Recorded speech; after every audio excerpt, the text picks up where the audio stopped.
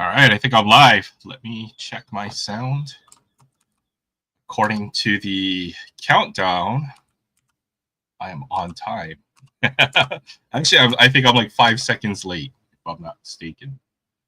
So, Jay, technically, I guess you're wrong. I am late today. Just a moment here while I make sure the sound is good. Okay, all right, good to go.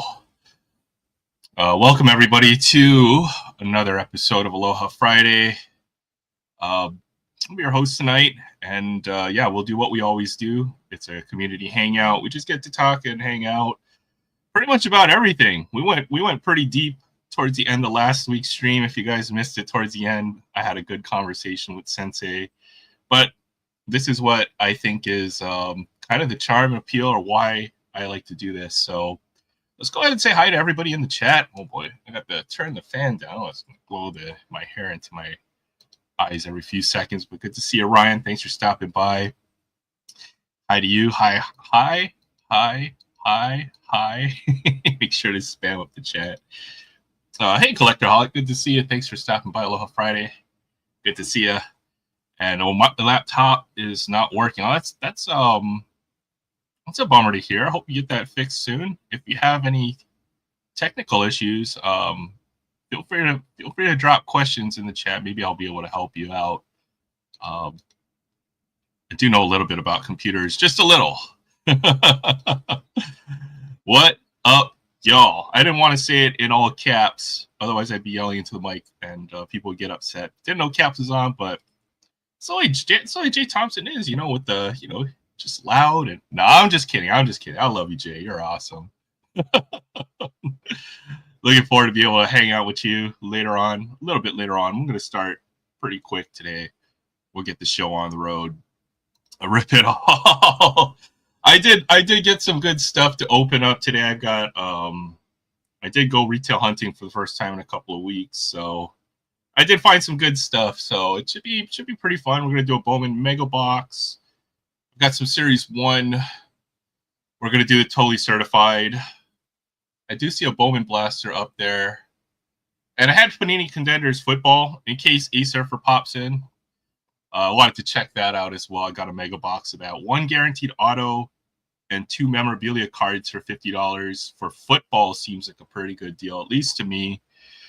So I did get one of those. I wanted to talk a little bit about that product as well. We get the chance. Good to see you, Barrett. What's up? Aloha Friday. Good to see you. Sorry about your Cubs. JM's got to win one. I think I looked at the box score. I think the final was 8-3. A big dumper hit his 28th and 29th home runs of the year, and now leads Major League. So we might go look in my collection and go see how many big dumper rookie cards I can find. It's odd. I think we're at 22 Series 1. I looked up where his rookie card actually was because I wasn't sure which set it was in. So it is 22 Series 1, and if you told me I needed to collect Cal Raleigh rookie cards instead of Wander Franco rookie cards, I would have thought you're crazy. But look where we are today in 2025 is all I have to say. Good to see you, Sam. Thanks for stopping by. Yeah, we're going to do totally certified. That's why we've only got the Bowman Mega Box lined up to start. So we'll get the show on the road and get everybody up on here. What's wrong, my Cubbies lately? It's a long season. You're gonna go hot, you're gonna go cold. The bats go hot, then they get cold for a little while, and then I feel like baseball's got a little bit of luck involved. You can't. That's why teams don't win. Like other sports. Football, you can win 75-80% of your games. That's not true with baseball. 60% usually gets you into the playoffs, right? So somewhere around that. Usually around 95 wins or so, 90 wins could get you a wild card spot. So Barry, good to see you. I did see your comment. Yeah, did you see Aries World's vert on that video? I had a good time checking out the Price is Right highlights. That was my highlight. That was the highlight of last week's stream, that's for sure. So yeah, that division. Get the show on the road. Good to see you, Ryan. Or Robert, Pop Springs. Good to see you, Pops. Thanks for stopping by. Aloha Friday. Hope you guys are all having a great start to your weekend. Can we box battle first? Yeah, let me drop the link and then let's get the show on the road. Let's do it. Let's do that first if you can't stay very long. Hold on, I'm an idiot. I closed down all my windows here. Yeah, I know. Real life, always first, right? I'm just happy when folks are able to stop and hang out here, even for just a minute. I never expect folks to, you know, I never tell folks to feel sorry if they ever miss my live stream. You know, we'll catch you next week. We'll catch you in a month. You know, it's no problem at all. There's a link for the live stream. I'm just gonna bring Sam up first. We'll do our box battle, and then I'll do Bowman or whatever. Oh, you know, I'll just bring everyone up after we do our little box battle here, and this will be the featured rip of tonight. It should be a good time. So there's a link for you, Sam. Cardinals beat the Reds. Yeah, tough, tight division there. What's up, Sam? Good to see you, man. How's it going? Oh boy, we hit a milestone when it comes to work, and I'm exhausted because I probably worked about 70 hours this week. So I'm just happy to be here. Week straight of midnight shifts, so I'm. Holy crap! That's BS. That's crazy. That is insane.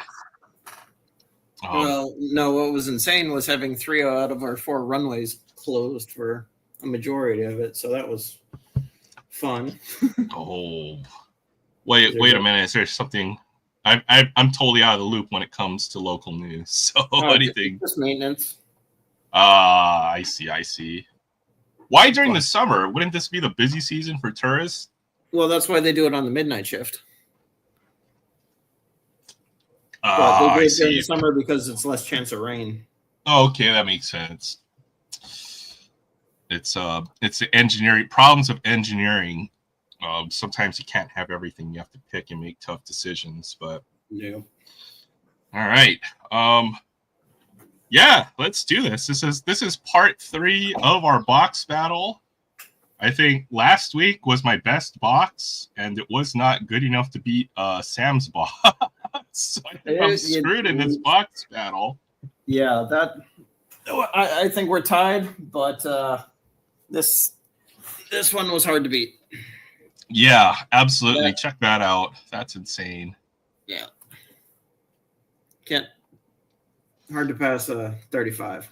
Jaden Daniels to 35. True rookie card. Totally certified. It was like the camo pattern. Camo pattern, yep. Hey, what's up? Good to see you, Yoda. Yoda's Blessed Life. It's good to see you in the chat. Aloha Friday to you as well. I was very happy with that. Yeah, in the chat. Ooh, there we go. No worries. I think Yoda hit 13,000 subs well on his way up.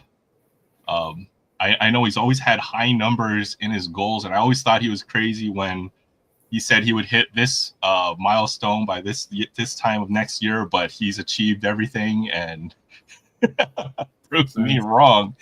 Make me eat my words. Congratulations to Yoda on his channel and continued success on YouTube. We'll continue to pray for your health, your good health, Yoda.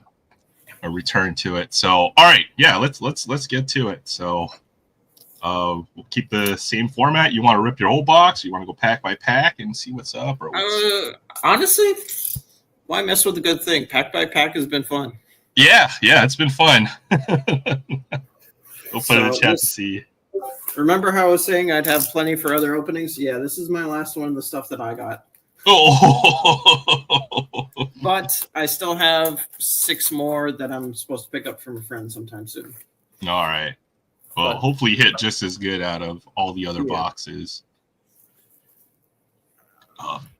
Even just from what I've opened from those 2 boxes, you know, it's yielded a nice pile of top loaders already. So it's been fun. I'm glad you talked me into this one. 1 second, sorry. No problem. Go ahead and Do the honors. Oh, can't cut it with a pen. That's an error. Very. Of course, as soon as I sit down and open the box, the cat insists on getting cat food now. At least he's not standing on your keyboard or.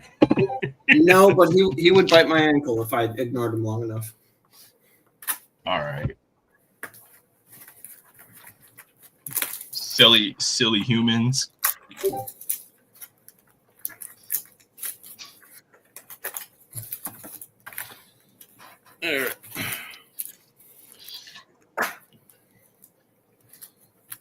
All right. Let's see. I'm gonna mix them up a little bit. That's a good. Well, yeah. I don't know how I've been doing it. I've been just pulling. All right, I'll do that too. Maybe I'll take the heavy ones and leave them for last. You want to do that? We can do that. Yeah. Well, those will have the RPAs and some really nice hits. So I think those were the heavy ones. Feel like it. Let's see if my pack wing skills are on or not. Those three feel heavy. For totally, I go by thickness more than weight. Yeah. Pen error. Should have signed the box. Try to catch Zach Sports Cards. Yeah, I hope Zach is doing well. I haven't had a chance to catch up with him lately. All right, good luck, Sam. All right. Let's see a monster. See how we do. Good luck to you as well. Hopefully one of us pulls a 101 or something. Yeah, win for you is I feel just as happy to see you pull anything. It's almost as if it were my card, except it's not. Herbert Red to 249. Ooh, there we go. Oh, wow. Okay. Well, there's a quarterback that we haven't pulled yet. Drake May to 249. Certified Tutty to 249. And Aaron Rodgers. That was a quarterback pack. That was nice. Look at that. Sam winning without or with just the first shot. So we'll see if I have any chance here. I think Zach is at 17.1K. I know you guys both put in a lot of work with the shorts and try to find good content to make on the channels. So someday I'll get back motivated on the subscriber grind. It's just a matter of, as both of you guys have mentioned, the algorithm and knowing how to put out good content that people want to watch. So, all right, there's a Blake Corum rookie. And that's actually a nice color. Xavier Legette, receiver for the Panthers in blue. Not Carolina blue, but definitely blue. There is a Aaron Rodgers gold team. And I see something gold. I see a gold certified Tutty, so that could be a low numbered card right there. That might be out of 10. Could be out of 10. It's going to be something big. It's going to be for the Eagles. Maybe it'll be Jalen Hurts or Saquon Barkley, I'm guessing. Saquon. Is that out of 10? Saquon Barkley. That could be out of 10. Oh. My finger was covering up the numbering there, but yeah, that'll be 3 out of 10. Nice. On that card. That's pretty sick. Sweet. Well, first pack the charm. That might be the lowest numbered card I'll get from this box, but 3 out of 10. Sweet pull right there. All right. I watched somebody pull like 3 or 4 out of 35s out of one box. I think this product has a chance to be stacked. You get so many chances, right? So yeah. Oh, hey, it's Julie Farm. Good to see you. Thanks for stopping by. There's a nice neighbors. Kool-Aid. T. Higgins on the gold team. Ooh, DK. I like that Metcalf in blue. On blue. Very nice. And then Gino. Raiders, let's go. Even if he is in Seahawks gear there. Good to see you guys here. Julie Farnham, Troy. Aloha Friday to the both of you guys. I hope you guys are having a great start to your weekend. I've been missing in action.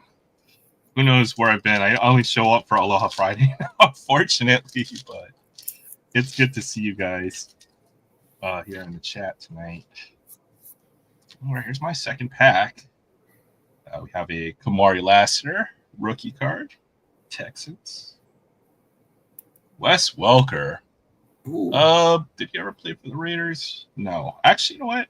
No. I was gonna say in ours, that would be number 249 there. And we have Brees Hall Sunday special insert. Seems like you get one insert per. Ooh, camo. Ooh. Oh, camo. Okay, camo's to 35, I think. Oh, it'll be for the Eagles again. Oh, you got the Eagle box. Oh boy, let's see. Jalen Hurts or Saquon. Cooper, maybe. What? Cooper DeJean rookie card. That's a good one. That's a nice one. That's number 35. Cooper Sam Darnold and Cole Kmet. So two low numbered stuff coming out of this box. And it's good low numbered stuff. Yeah, that's pretty sweet. Cooper DeJean to 35. Oh, and camo too. Some kind of color. I guess camo goes with any team. So sweet pulls so far. I got a chance. Let's go. Have you noticed how weak the glue is on some of these? I grabbed the pack and it literally just popped open. Rigged. Like super light. Oh, that's crazy. There's a gecko on the top of my monitor. He almost climbed over the camera. He's just kind of looking at me. Let's see. Troy Franklin. What was that? Jordan Love. Oh, nice. Jordan Love color. Red. Burrow Sunday special.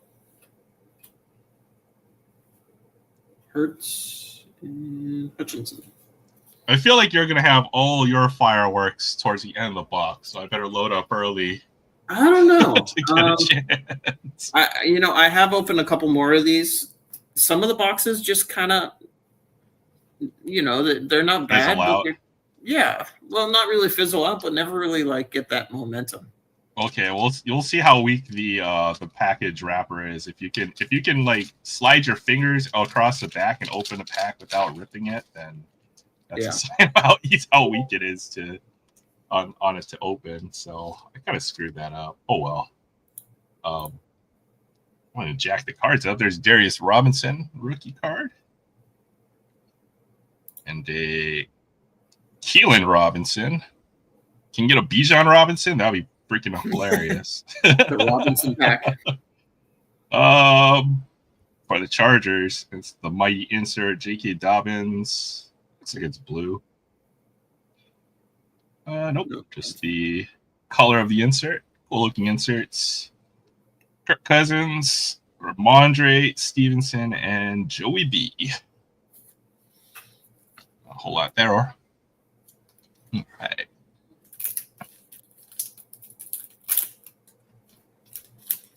Just like that, just pop.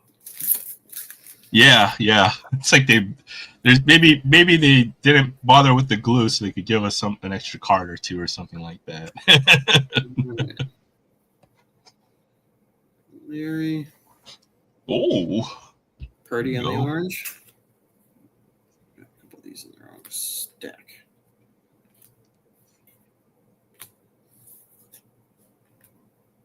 Browns for the Super Bowl. I'd love. Oh, okay. Well, you're hitting on the rookie quarterbacks. The bread to 249. Murray.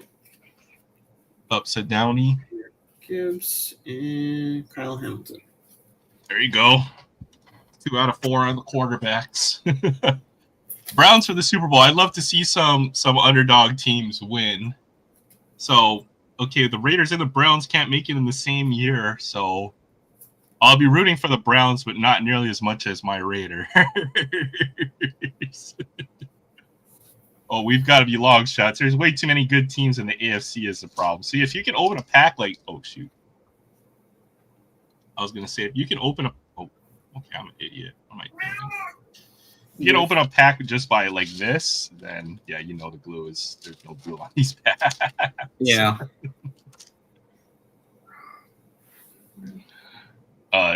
Raiders can't make it any year. You know what? Don't say that. And true fans never lose hope. Although you're probably right. Joe Milton, rookie. We have a Stephon Diggs, blue. Texans. And we have another one of the mighty. All right, we got a Michael Penix Jr. So, Some rookie number? action. I don't think so. Mhm. We'll check.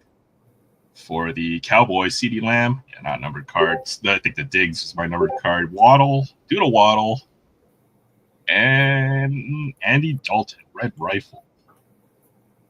Wearing Carolina Panthers gear.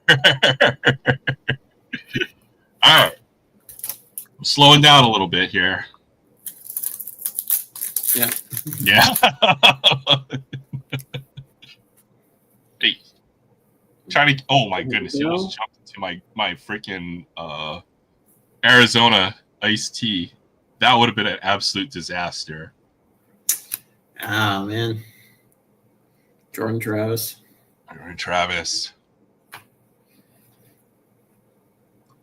The mighty.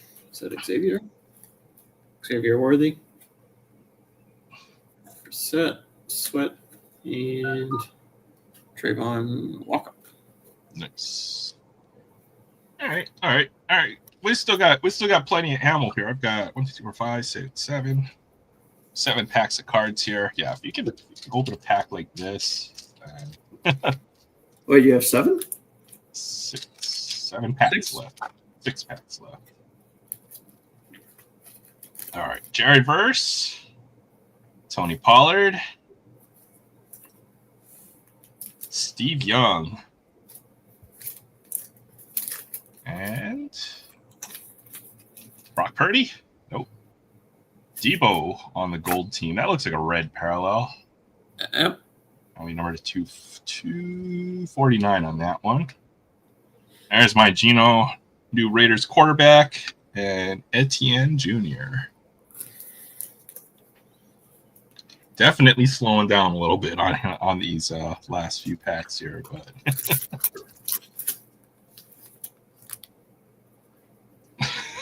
better pull some Packers. Oh, I'm screwed in Jay Thompson's book.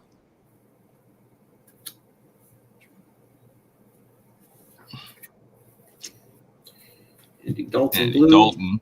Oh, wow. 2 numbered parallels in that pack. St. Brown, Kenneth Walker, and Mahomes. Boo. See, it's not bad because you're still getting like a lot of numbered and you're still getting some decent stuff, but it's just like mine's are all 249s, 199s, you know, higher numbered stuff. So it's not bad, but it's just not incredible, right? Yeah. It's good. It's still good, I'm gonna say. That's why I like this product. The low floor, or the very low floor on this product, or right, and it has a high ceiling as well, right? You hit a nice low numbered rookie, Byron Murphy, Jacob Cowing, and Purdy? Brock Purdy. Oh, that's a nice. Another one of these gold team inserts to 249. Red and Brock gold. Purdy. Ooh, 69. Nice. Nice. Oh, man. Isaiah Pacheco. Oops. James Conner and Justin Jefferson. Shout out to the Vikings. All right. Let's get a banger right here. Let's go.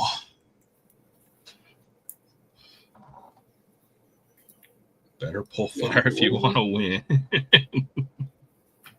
Jalen McMillan, blue.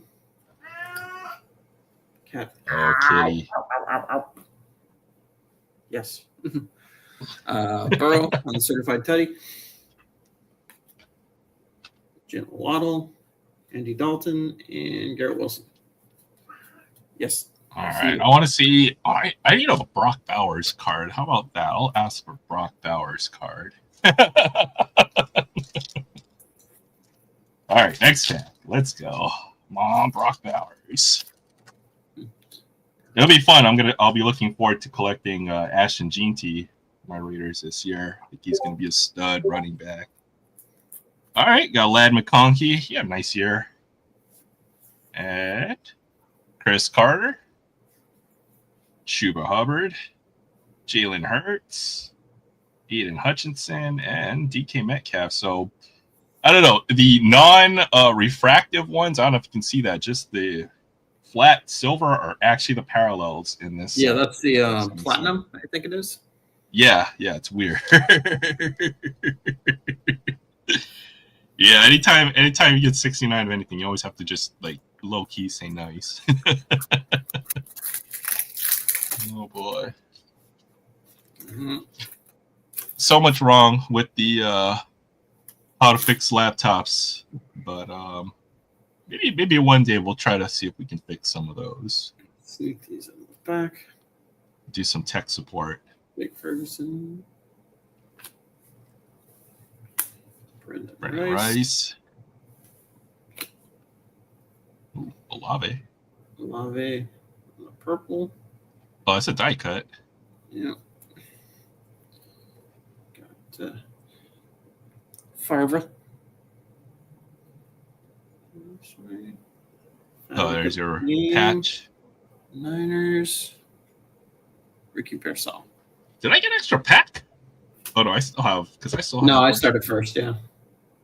Oh, maybe I got an extra pack. They got an extra pack. That'd be sweet. I got 2 left after this one. Well, see, that's the thing. I've got 4 packs left, so I think I got an extra pack. Yeah. Nice. That's what I was saying. Did I get an extra pack? I think I got an extra pack. Oh, that's gonna suck. Somebody got a box of 9 packs in it. It depends if you got an extra hit in it. Oh yeah, that's true. Javon Bullard. All right, got some CD Lamb on the color orange. CD. Carson Steele certified Teddy. I don't. Who is that? This is number 249 on the CD. Let's see who else we got here. Trayvon Walker, Jake Ferguson, and Davon Achan. So that was your extra thin pack? Yeah, I got an extra bonus pack, I think. Sweet. Right. Pull. Why don't you go for your hit pack? So you got. All right, I got 3 packs left. Okay, yeah. All right. I did one memo already, so that was nice to get a nice little bonus, a little extra edge there. You guys know I put an extra pack in here, so I'd have a better chance to beat Sam. Rigged. Terrion Arnold. A Browns. Myles Garrett for the Browns. That's probably the closest color match you could get for Browns. Yeah. So that orange. Oranges are the 249. John Lynch card. And there's my autograph, Will Shipley. Ooh, that's not bad. Roll call. It's not a bad autograph. Jacoby Brissett and Montez Sweat. Let's see if this is numbered anyway. Probably is. 50? 18 of 50 on this card. Will Shipley. Hey, what's up, Jay Pylon in the house? What's up, Jay? I think with the Will Shipley, you got a commanding lead just because any kind of good out of this is it's pretty solid. It's nice to have, yeah. It's tough with the Panini autographs, I'll tell you that much. They don't have the top 4 quarterback signers. Jeremiah Trotter. Oh, there we go. That's dope. Is that the gold too? Gold to 10. Sweet. Certified baller of Justin Jefferson. Justin Jefferson. To 99. 99 on the patch. And yeah, Jamar Chase is first on the print run. 1 of 10. Oh, 1 of 10. What is that? Forwards and backward. Oh, jersey match too. Oh yeah, there you go. eBay 101. eBay 101. All right, I'm scared now. Wow, what happened to this pack? Look at that. Do you see that? That's probably how you got that extra one. Man, that looks pretty rugged, but oh man, I'm scared to open. Well, at least it's not the one with the autograph in it. Looks like their machine's about to break, but on the top we got a nice Michael Penix rookie card. And we have a Breece Hall. And our Chargers. Oh, Natrone Means. How about that? There's a throw. Look at those shoulder pads, man. That is dope right there. From the 90s. Man, I seem to get a lot of Dallas hits. That's probably going to be CD, I'm guessing. CD Lamb, certified baller. That is a nice patch. They're going to use, as I said. Oh, I got a. Is that a base card or is that this? Yeah, it's just a base card. Harris and yeah, all the Cowboys. Michael Parsons. But yeah, at least they used some pretty nice patches there. That looks like a number or something. Number to 99 there. Sweet.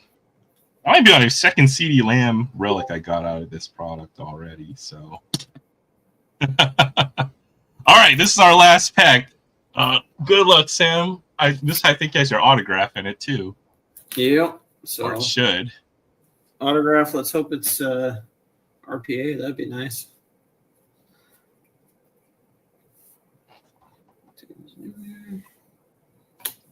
Lamb, Cooper, base.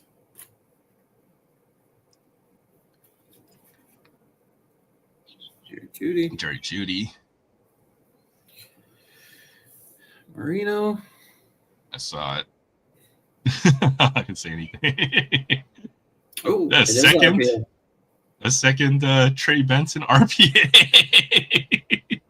I'll take it. Right, that's the same one you pulled last week, right? I think so. Out of 100. Nice. Hey, I'll take an RPA any day of the week. Yeah, you're definitely monopolizing those those Trey Benson hits. Good grief. I think he'll be a decent running back. All right, here's my last pack. A pretty decent running back. All right, J.J. McCarthy on the top. So get some of the rookie quarterbacks there. For the Colts, we have Jonathan Taylor, be our numbered parallel. And for the Bills, it's like Josh Allen. Sweet. I like how it's in the base card design too. You know? Yeah, that one's nice. That is nice. Josh Allen patch and Saquon Barkley, Jordan Love, and Baker Mayfield. So that one's going to be pretty tight. This is number 99. I don't know. That's not the right sleeves. All right, I guess we gotta stack everything up, and then you guys will decide who wins this box battle here. Who makes the best argument? It'll be pretty close.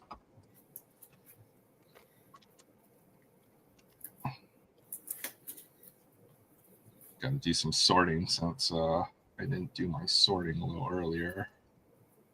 Just got cards everywhere.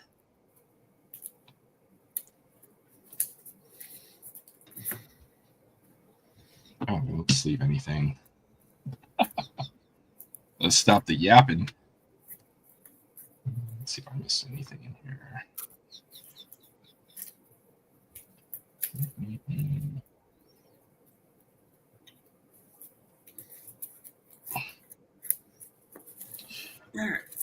All right, we'll leave it to the chat. You guys decide. All right, let's do a final walkthrough. Sam's box first. You can go first. So base, I got Malik, Xavier, Cooper, Olave on the 75, McMillan on the 149, Dalton 149. Let's see, Means 249, Travis 249, Xavier on the insert, Purdy to 99, Jordan Love to 249, DK to 199, Herbert to 249, And then kind of my better pulls, Drake May Certified Tutty, 249. Caleb's Sunday Special, also to 249. Jamar Chase to 10. Yeah. Justin Jefferson to 99. Ricky Pearsall to 149. And Trey Benson RPA. It's pretty nice. You know, I was trying to stack up all those all the Green Bay cards I could try to find. Just for J Thompson. Look, Jordan Love and Javon Bullard. No, just kidding. We'll go through the stuff. I guess I need to sleeve all this up, but a couple of the more common rookie stuff. You'll find these in the mega box and the retail side, so pretty common stuff. The Penix Mighty insert, the JJ McCarthy base rookie, Michael Penix. So those are my base rookies.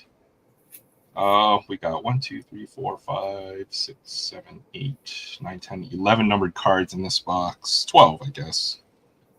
Got the let's see, Jonathan Taylor, orange, Myles Garrett, orange, CeeDee Lamb, orange, Wes Welker, orange, 2 blue parallels, Xavier Legette and Stephon Diggs. So honestly, yeah, those parallels not all that great. More the common players in the checklist. This was pretty cool to get both the gold team from the Niners. So I've got a friend who has a birthday coming up, so I'm pretty sure those will find his way. He'll appreciate that. Josh Allen relic on the base set design. I'd like that card. This is to 99. And the 3 other patches. CeeDee Lamb. This is number 2, 99 as well. And probably, well, the autograph is nice as well. Will Shipley autograph. So nice auto hit there. And then the 2 low-numbered cards, the Cooper DeJean rookie card, 2. 13 to 35. That's bad luck.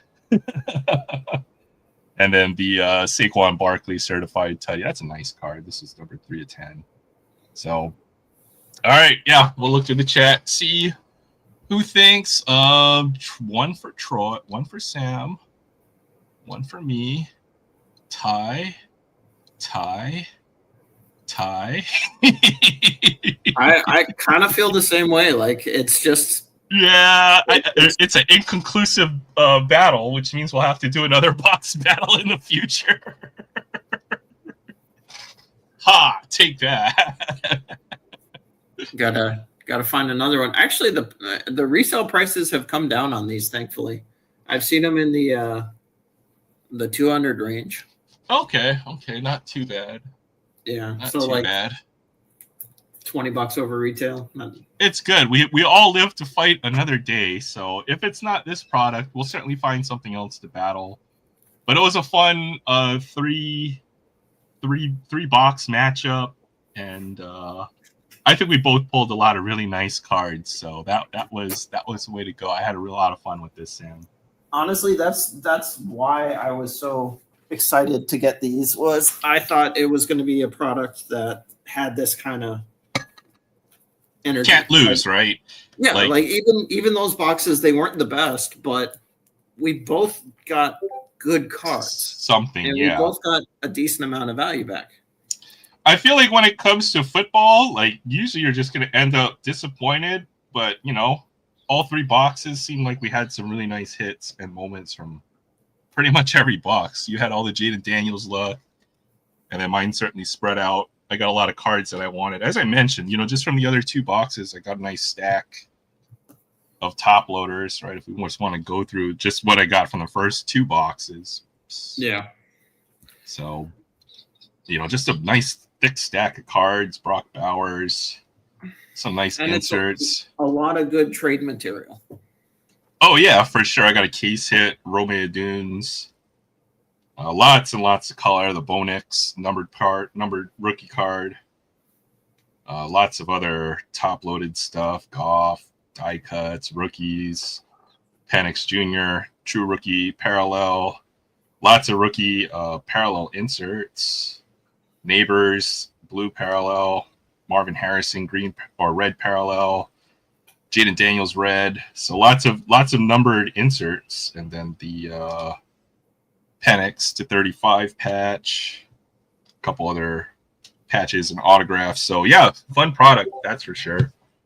Honestly, I think out of 3 boxes, if you were just to go monetary value, I think you broke even, if not came out a bit ahead. You got a couple of nice, good value cards. I think that Penix to 35 is one. The case hit's another.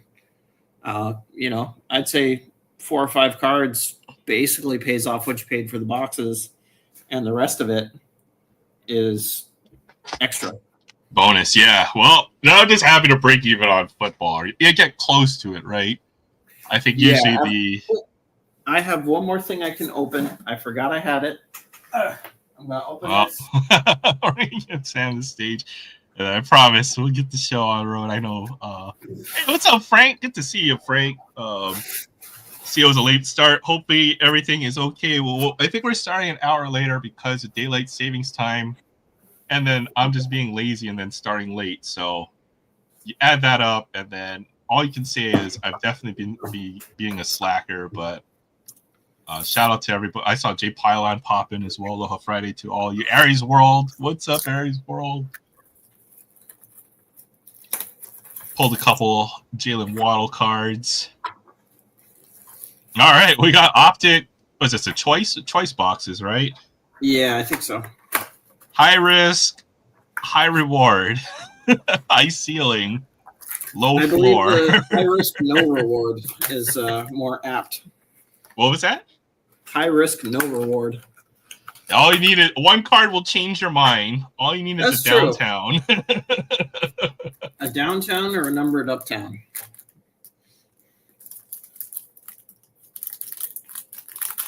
I'm not rich enough to do an Optic box battle, Jay. But good luck, Sam.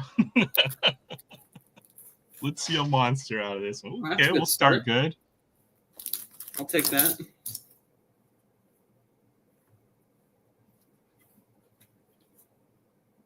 Passing grade 2. Ramsey.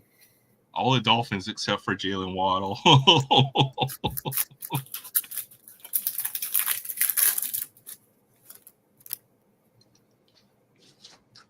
Yeah, honestly, Donruss really high on the prestige now. Oh my goodness, that is the most Panini thing possible.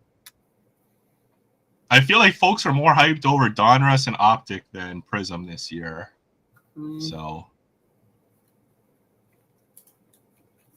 just a downtown chase. There's just so much more upside to Donruss than just Optic, or not Optic, but Prism.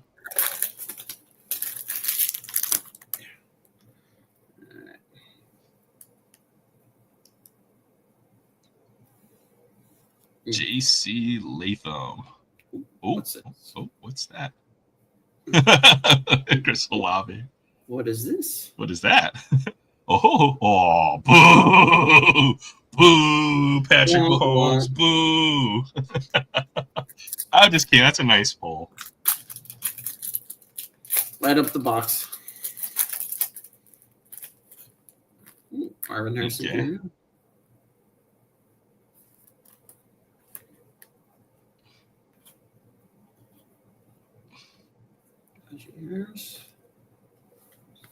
Okay. I wonder if it truly is a case hit to pull any of those quote unquote case hit inserts. You know, this is the Commander's box. This is Sakami's box. Come on, one time. Let's see it. Dolphins. Oh, right. Jalen Wright.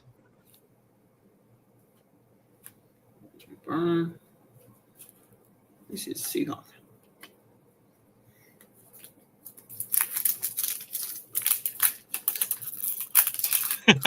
Yeah, I bet. Both of our favorites.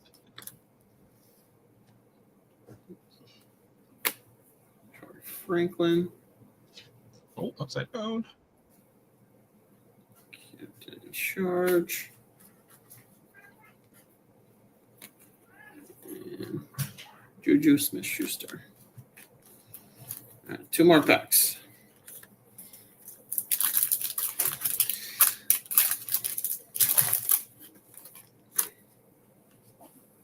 Pratt. Did I get an extra one? I thought it was only 3. Do I get 4? Oh, I got 5. Great rookie. Theo Johnson. Tutties. Ooh.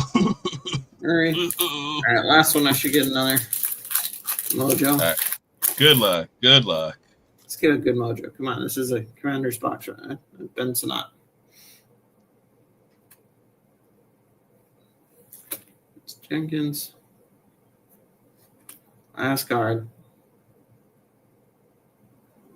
Eagles. Braylon Allen. Jets. My bad. Meh. Yeah. Womp womp. Well, you tried. That's more than. Oh, that was a good try. And I think unless I find it at retail, that is probably going to be the last of the optic. Yeah, I mean, the optic seems to have dried up. I haven't never seen it on the shelves. Obviously, they're battling. In case a surfer is out there, I do have this at some point. The Contenders Mega Box. Honestly, you know what? I think this could be a nice product for value as well.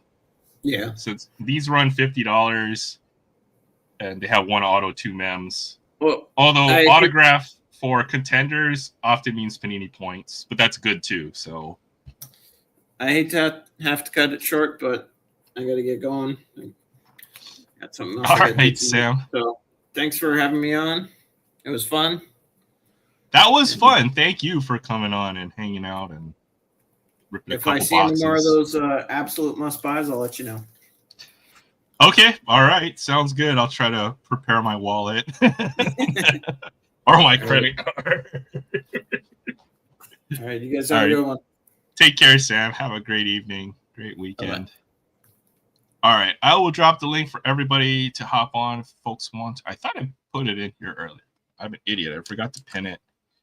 You guys are more than welcome to come on. I think Sam's got either work or to go do some other stuff. So it is Friday night. You know how it goes. What's up, Jay? Jay Thompson in the house. What is up, y'all? What is up? What is up with the Cubbies?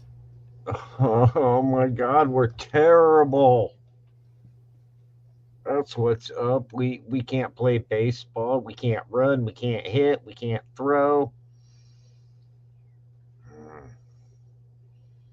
I'm just irritated at them.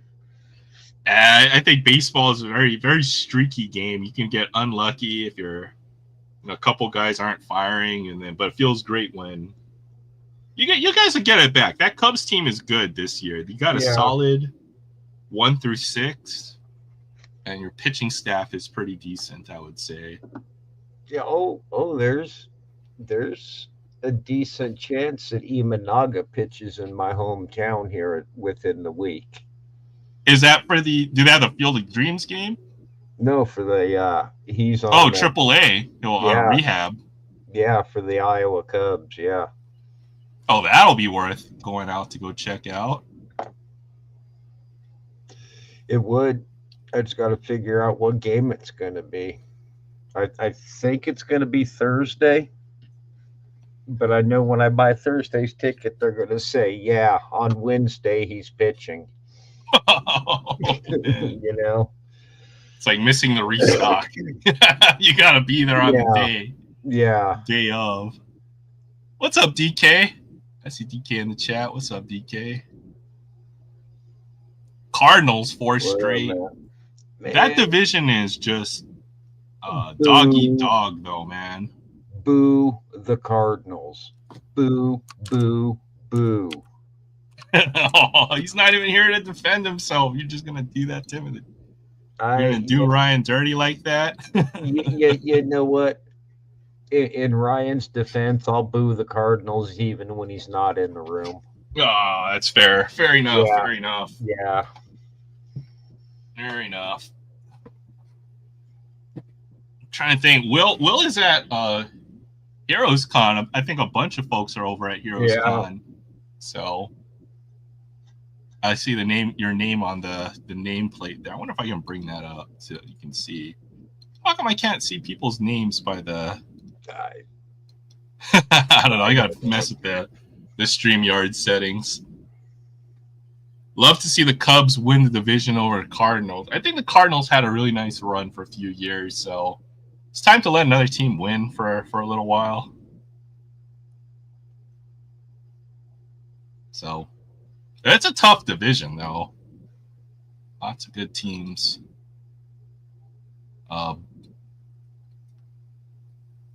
Even the Brewers have been good for years. And then the Reds and the Pirates are kind of the whipping boys of that division. Thank you, Ari. Yeah. I was hoping to hear Mel Kiper Jr.'s NBA draft forecast. You know what? I did open up some of the Topps Chrome basketball. I did pull a really nice card out of that. See if I can find that real quick. Show you that. Oh. Kind of that low in the year if you're not into baseball necessarily. So, but I'm enjoying it. We got Game 7 of the NBA Finals tomorrow. I think tomorrow or Saturday. Tomorrow or I'm losing track of the days. I'm going crazy. Tomorrow we got about another 100-degree day coming. So. Holy crap! Oh, it's on Sunday. All right, Sunday. Yeah, I just looked. DK, I'm an idiot. I would have showed up to the game or been ready, so psyched for the game tomorrow, and then nobody's at the bar. Be like, "What's up? What's up, Troy?" Good evening, aloha, JT, Aaron. What's Chat. up, See you, Troy? Hello. It's like Troy broadcasts from a different location every single day. He does. He does. He's the man on the scene. I don't know about all that noise. I'm home again though, so and all I've right. I'm in my little video setup home in the sweet corner. home. I had a good Father's Day though. It was real good. And then, man, I mean, Aaron, you saw it, that jersey that I got for Father's Day. I really like that. The Serpentes, the City Connect. I like that. The colors are nice too. I like that blue color that they got on those jerseys. Yeah, it's real nice. I really like it. I was really she really did surprise me with that. Says you're not rocking the Aloha shirt like you always do. Yeah, and actually I didn't wear it to work either. I wore just a regular shirt today, and even guys at work are like, "Where's your Aloha Friday shirt?" Like, I don't even wear the Aloha Friday shirt, so I'm gonna put myself on the camera just to represent. Since I always got Jay's always got we're like yin and yang, right? So Jay's the good guy. He's always got the white shirt. Oh, don't let me fool you. So you see, I'm always Huh. And I'm the neutral blue today. Yeah, something like that. I'll tell you what, the shirt may be white, but that's blood. Oh yeah, that's blood. Oh. It's gonna be a good game. I'm looking forward to that game on Sunday. Game 7. Anytime you get a Game 7 decider is gonna be exciting. High stakes game. I can see one team running away with it. The Thunder are probably the more likely team to start blowing out the Thunder. So it's going to go two ways. It's going to be a close game or it's going to be a blowout. And the Thunder are more likely to blow out the Pacers than the other way around is the way I see it. So I don't know. Hoping for a good, nice, close game that goes out to the wire and is decided by a last-second shot or in the last 5 minutes of the game or so. But also I got out of the Chrome basketball that I did open. So I did 3 boxes of this stuff. I didn't realize how good of a deal I got on these boxes.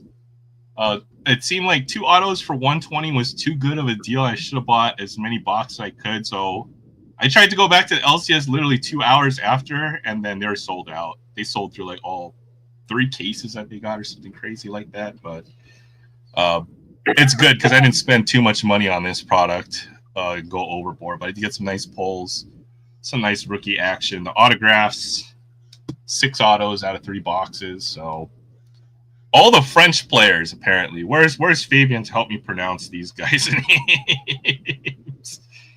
Saidi Sissoko, I think he's a French player. Tyler Smith, probably not a French player, but I was gonna say that don't sound too French to me. Too French, yeah. Pacume Dadiet, that sounds French to me. Yeah, it does. Yeah. Sure. And then Ron Holland, he's not French, but he was a number 5 pick in the last year's draft. So lottery pick, rookie auto, not bad.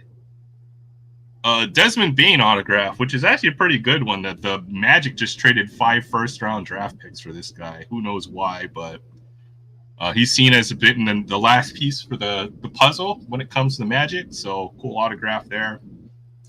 And I did say I pulled one really big autograph out of here. That would be Zachary Risache, former number 1 draft pick in last year's draft. So anytime you get number 1 draft pick, that's got to be good. So on-card autograph, Risache. Steph Curry color to 250, 350. The Lonzo Mourning negative refractor. Three hobby boxes, DK. I found that the hobby boxes are retailing for closer to, I got like basically a $40, $50 discount on all the boxes. So made this product a lot easier. $130, $125 for the box. Negative refractor or frozen fractor. I've never seen a frozen fractor. They have these in all the Topps products. These are print run 5. So this is numbered -4 of 0. Don't even ask. I don't understand it either. And okay, well, not LeBron James or not LeBron James Senior, but we did get a Bronny James rookie card numbered to 5, 3 of 5, and I'm probably gonna try to sell this card. But I have probably would too. I've seen comparable cards sell anywhere between $80 to $150, so this is actually a pretty big pull. But I'm hoping to sell this card as soon as possible. Yeah, error on the freaking negative on the frozen fractor numbered -4 0. Yeah. It's a negative 4. They didn't print that card and 3 others just like it. They printed 5 actually. Definitely can the Bronny card. What? Oh, what? Okay, well, the card just went down to like 0. Oh boy, I don't have optic, but DK ripped what was it? Not DK. Sam ripped a box of the Optic Choice.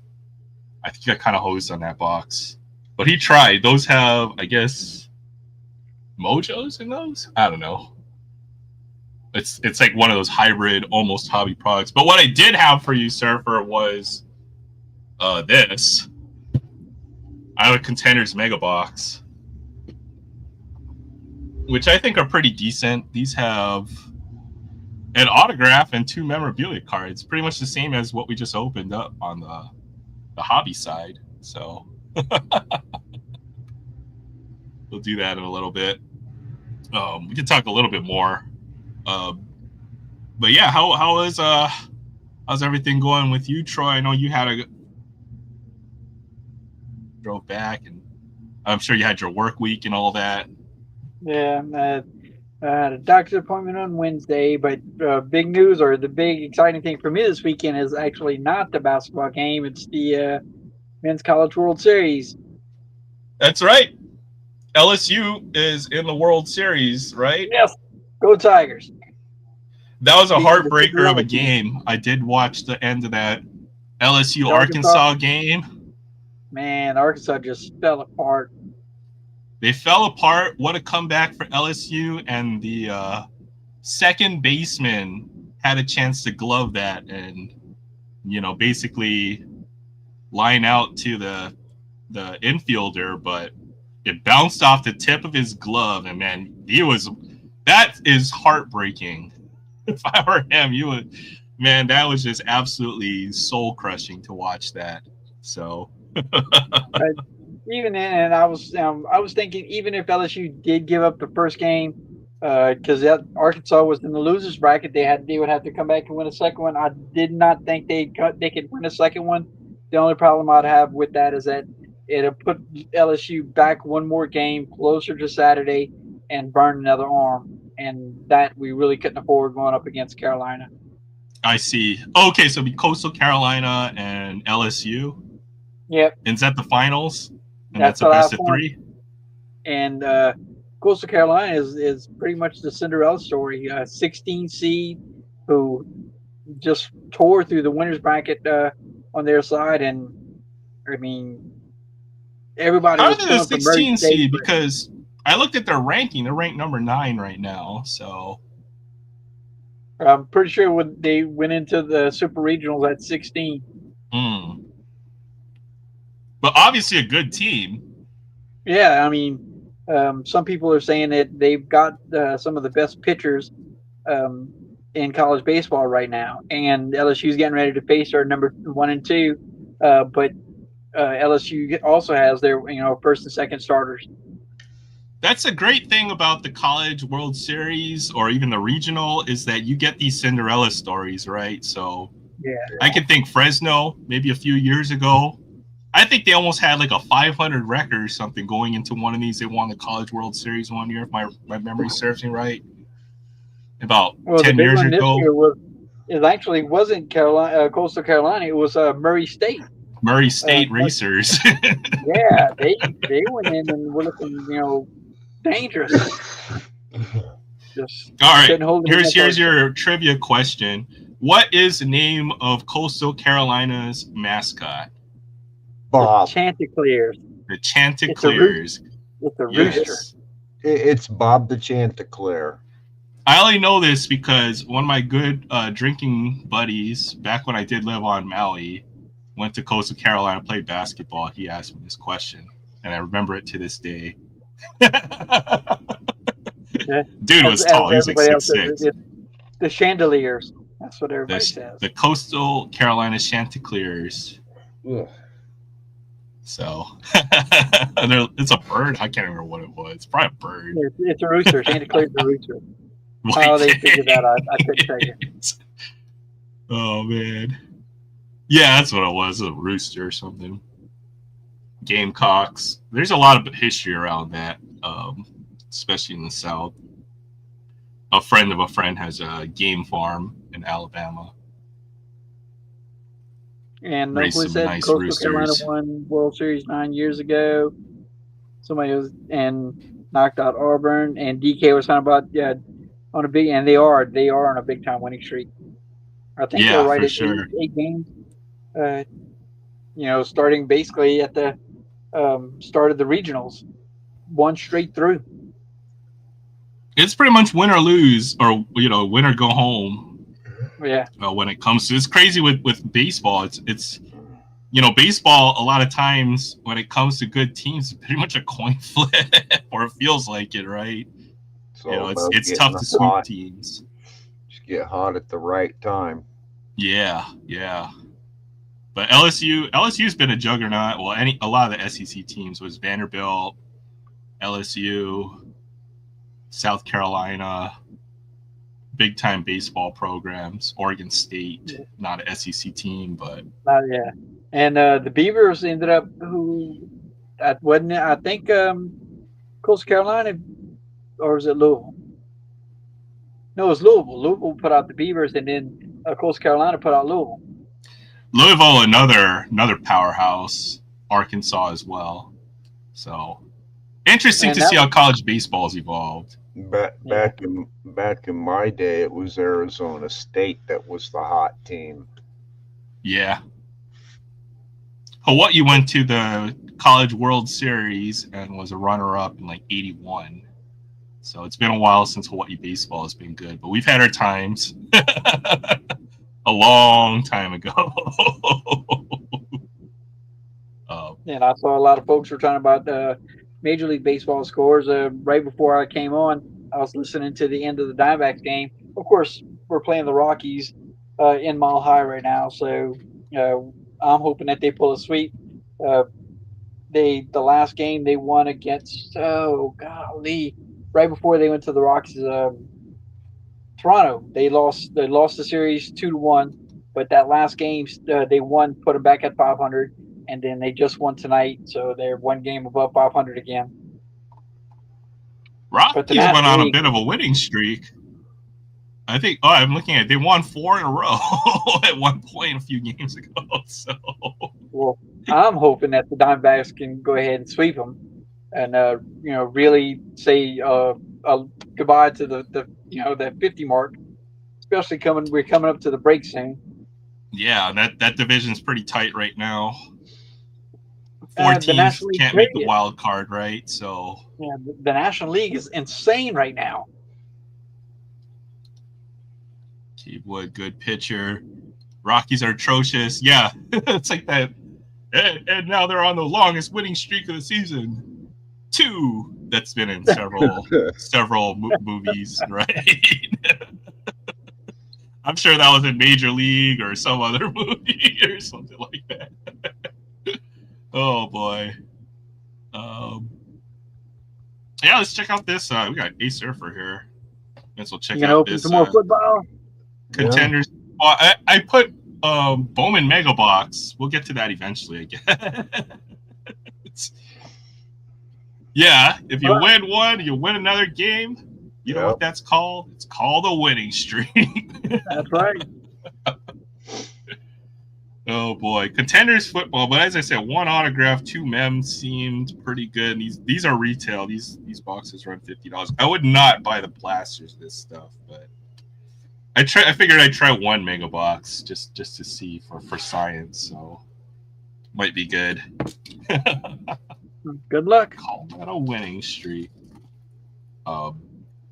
And sometimes, 1 autograph for Panini could mean Panini points, but sometimes you may want Panini points more than the autographs that you're likely to get out of the retail side of stuff.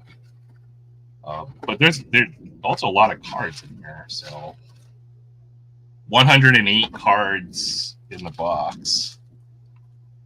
That's pretty nice as well. So that'd be like under 50 cents a card, which is good for football. And then the 2 manufactured relics as well. Probably the napkins from all the stuff they didn't use in Totally Certified, if I had to guess.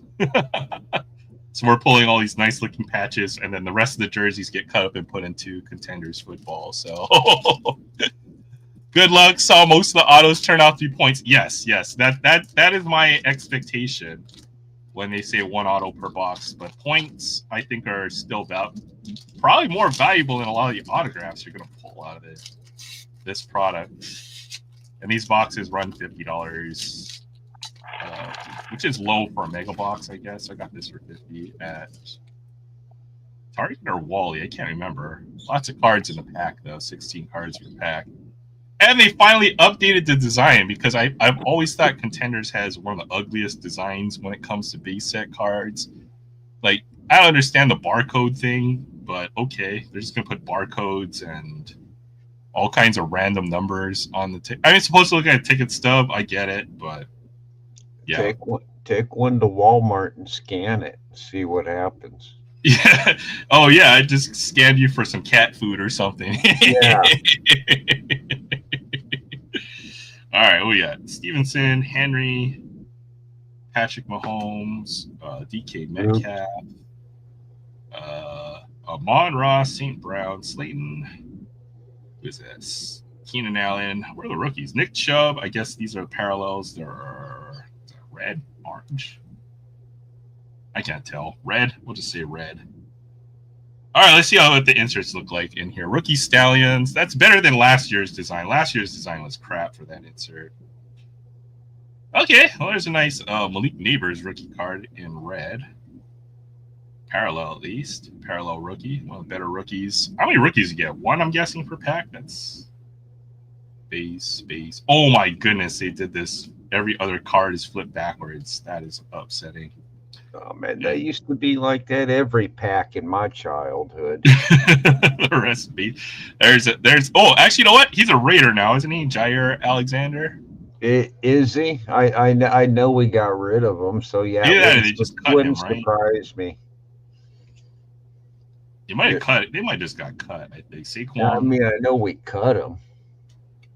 Doodle Waddle. There's Jalen Waddle. So the one, what I don't like about contenders is that, it's pretty much all base cards, and the base set's only 100 cards. So we'll probably make the whole base set out of one mega box. That's why I only bought one of these.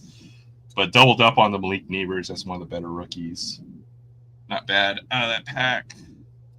I guess what you're looking for are the memorabilia hits and the autographs, since allegedly this product is supposed to have RPAs or rookie patch autographs in them. Or I'm just going to do this.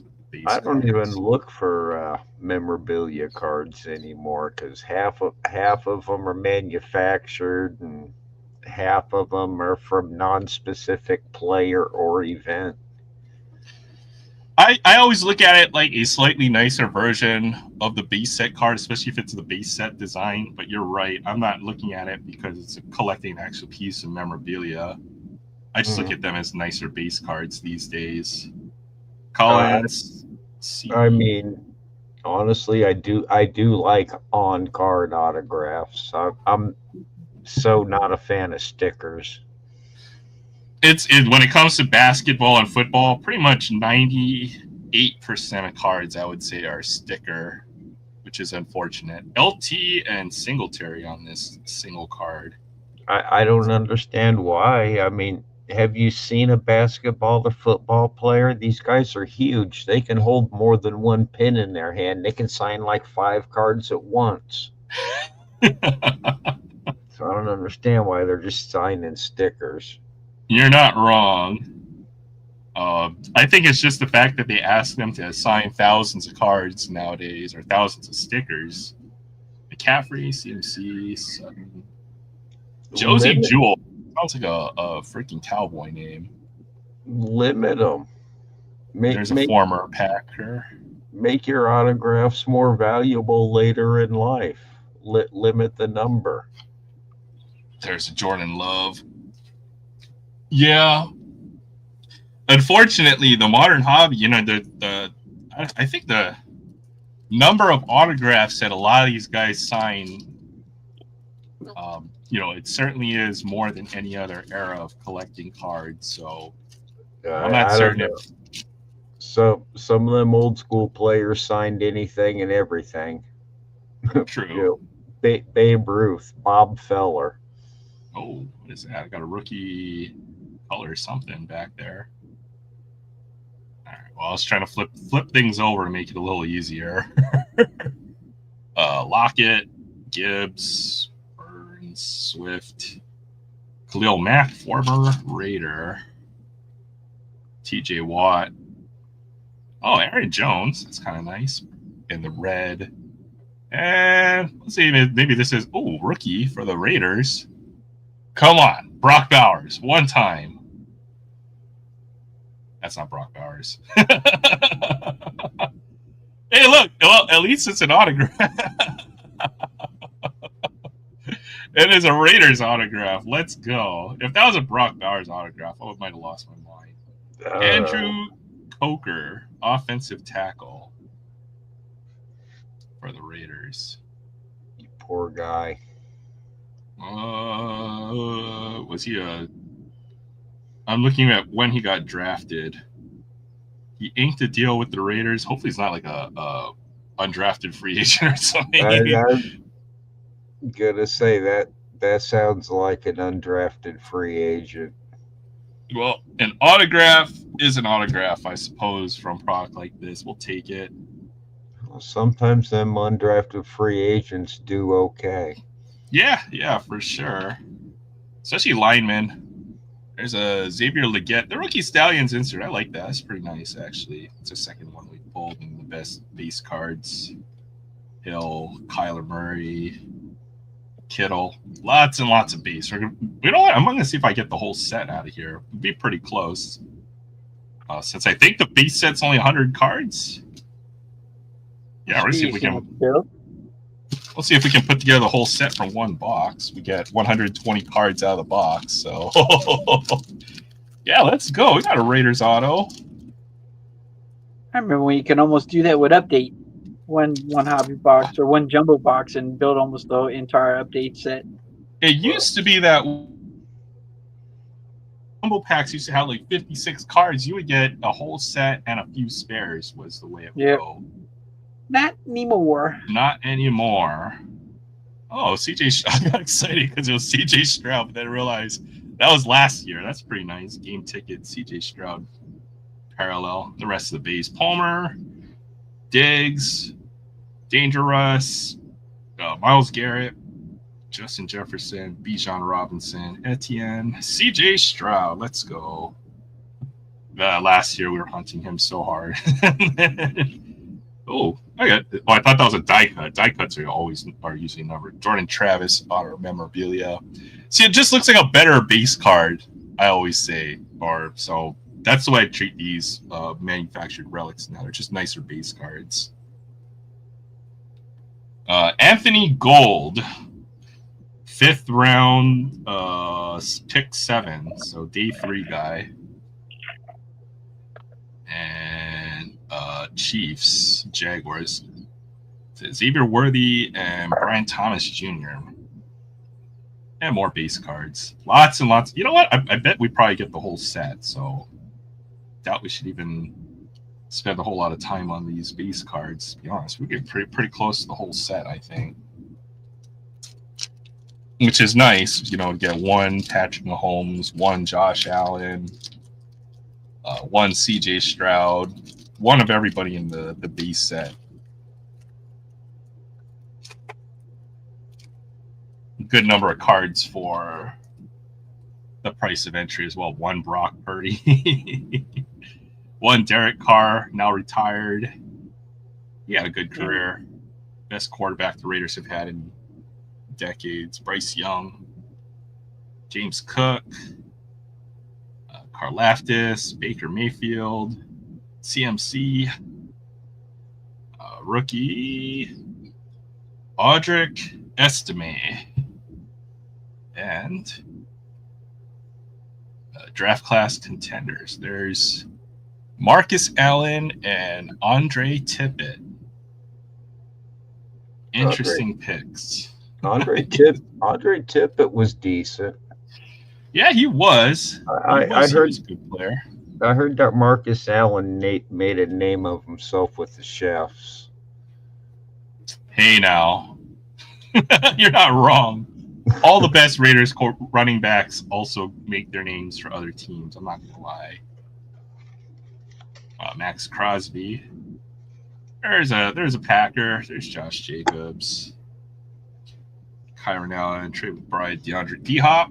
So yeah, we'll probably sort this out. See if we make the whole set. She got 1 more memorabilia card. Yeah, there's 1 more mem card in there. Oh man, these packs. They use all the glue on these. Yeah, let's just go through this mountain of base cards. Stroud, Chubb, Aaron Jones, Drake London. There's 2 Aaron Jones. T-Law. What was that? Oh, Aaron Jones and AJ Brown. No, it's your second. Aaron Oh, you see 2 base Aaron Jones already. Yeah. All right, we're getting doubles out of 1 back. Puka Nacua. They make you buy multiple if you want all the rookies, which I'm not falling for that trap. I probably saw like 2 base rookies in here. AJ Brown. Now, that's a cool duel, though. JJ McCarthy and Blake Corum. And a Blake Corum rookie card right behind there. And Jonathan Brooks, Ben Sinnott. So kind of a bust on the quarterback side. I didn't see 1 good quarterback, but I did get a mountain of base cards.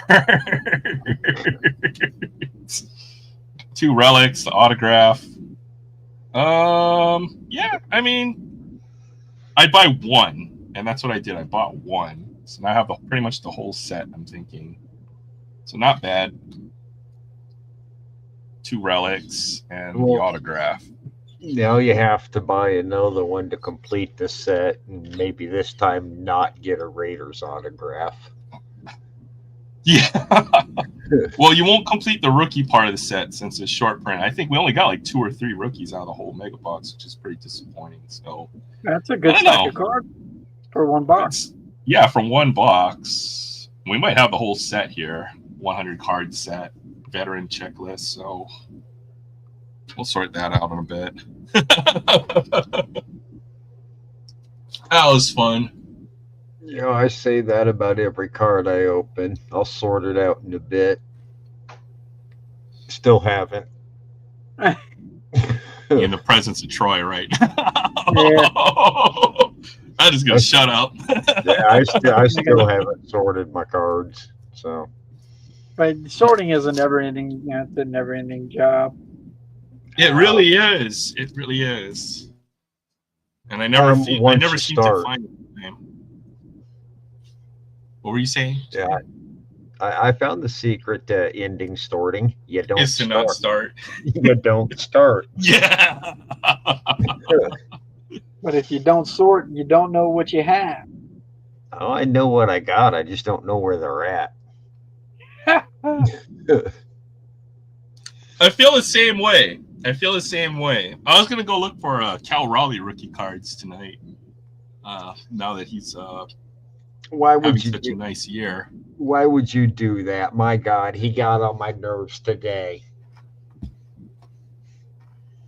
Oh, you mean the big dumper? I know I've got another Cal Raleigh autograph somewhere. So about to dump my foot right up his butt. If you can find it, I just like his nickname. He's got one of the best nicknames in baseball. Oh, I have a question for Mr. Thompson there. What up, yo? Oh, You have thanks, a die Skipper. cast card that you can open? I have several die-cast cards that would be physically possible for me to open, but no, I do not. You know what, Jay? I'm gonna open 2 tonight, just to say that you got to open a car up free at Friday. I've been nice to you, kinda. You're always nice to me. You know, I never get any negative vibes when it comes to Jay. You know, when it comes to others, you're free to when it's Will. But Will's not here to defend himself, right? Now, yeah, where did he say he was going to be tired tonight because he's got to work, or? Will's No. at Heroes Con with Paul really? 6 and 9, a bunch of friends. I'm actually surprised a bunch of them haven't went live today. I've been kind of looking back and forth. If we don't find Will passed out in the middle of the street at some time around this time tonight, he's not doing it right. Is all I was going to say, I'm going to be disappointed, man. He's supposed to carry my blood. That's right. Supposed to be in the middle of the street covered in lipstick. Or passed out, or, waking up to a dead deer or something like that. Definitely passed out. I have mail. Oh, mail. Yeah. Yeah. Let's talk about the Devers trade. What the hell are the Red Sox doing? What are they doing? I don't get it. What are they doing? I've heard he's not exactly the guy you want in your clubhouse. I've heard that as well, right? With the whole, because he's third baseman. They signed Alex Bregman to play third base. He didn't like that. They wanted to shift him to first. He refused to play first. So now he was DH for the Red Sox, and I think that was too much negative tension. Goes to the Giants, and then now he's practicing to be the first baseman for them. I tell you what, as a catcher, you were not going to take my position from me. And if you attempted, you didn't try to bribe me with first base, because absolutely not. First base is where you play on your day off. I hated first base. I hated it. I did not like it. Not one bit. I wish the rest of the league would quit dumping these players over to the National League West. Yeah. Oh It's boy. crowded enough at the top of the National League West. I don't need any more. We just don't need any more superstar players. Anywhere near that. Oh my gosh, it sounds like Troy has a case of Devers envy going on. Well, it's not just. I mean, hell, all right. The Dodgers, you got Betts, then Ohtani, and of course the Dodgers. With the Padres, same, and then they got Xander Bogaerts, and now you got Devers. I mean, geez, Louise, it's hard enough being the fourth team because you can't count the Rockies. Being the fourth team in the National League West. And the Diamondbacks have a good team. They have a good, solid core. They have a nice pitching rotation. They're a good team. They played anywhere, they'd probably be at the top of the division, right? Yep. But since we're in the No National League disrespect West, to other teams. we're the fourth team. Yeah. It used to be the AL East used to be that division, right? I understand that with the NFL because last year we had what 3 freaking losses and we were third place in our division. Yeah, behind the Lions and the Vikings, which were like 1 and 2 lost teams, right? Yeah. Crazy. Three losses and we're the number 5 freaking wild card. You said speaking of Lions. Detroit teams. Yeah, speaking of Detroit teams, you said Lions. What about the Tigers? What is going on with them? Oh, they got to the Cubbies at the right time. My God, my Cubbies suck. Well, apparently the Tigers are getting to everybody at just the right time. Tigers are a good team. I mean, they got Skubal, who could be a Cy Young. Their hitter, all their young players seem to be hitting. All their busts are on like career resurgence years. So, yeah, I mean they look fantastic. Right, you got Torkelson and you got Javier Baez, who are just lighting it up all of a sudden. So they're a good team now. I figured once Javi fell back in love with the game of baseball, he was going to be fine. He's right back up. Yeah. Yeah, trading him from the Cubbies killed him. It killed El Mago. Yeah, because he was a fun player to watch, and then just to see him kind of fall off. That trade killed him. I need a refill. I'll be right back. I only have 2 thick 180-point top loaders left, so maybe 2 of these cards will fall away. All right, we got mail day from Troy, so let's see what Troy's got on the mail day. I must warn you, some of these cards will be 87 border cards. It's okay if it's mail day, Mail day is your moment to shine. If it's like the rest of the stream, you're banned. Get my camera around. I'm kidding. I do like that 87 design, just not that much. You know what I mean? Well, see, this was from last time. These are those pretty views. I'm still waiting on your 3. And I think one of these is going to be one of those. Let's see. I don't have a knife on me, so I'm going to do it the old-fashioned way. Oh. Card number 1, Jim Rice. Very nice. That's the what was it? The All-Star Rookie Cup card. Nice foil board. Yeah, why's it got the cup on it if it's from 80 or if it's an 87 knockoff? They did the All-Star Rookie Cup and they did I think 10 or 12 with the 87 border, and I'm just trying to put those. They used a bunch of different borders for the entire set, but they did 10 or 12 using 87, so I'm just trying to get those.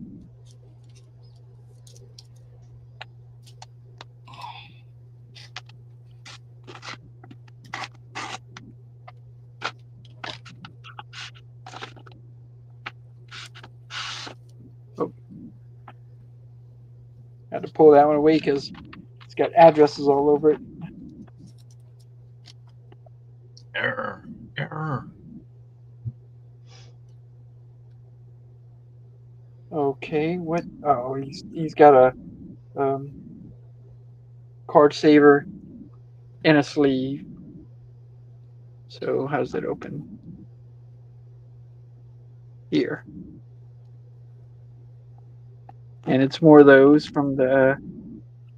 Oh wait, that Jason Worth is gonna be one of those. Get off of there, Tate.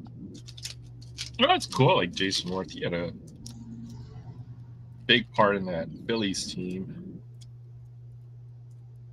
All right, so this is gonna be more of those pro debut 87. There's King Felix and Jason Worth with their minor league team. So that's gonna go with those.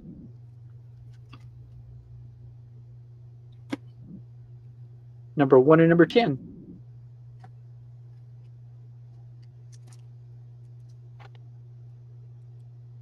And then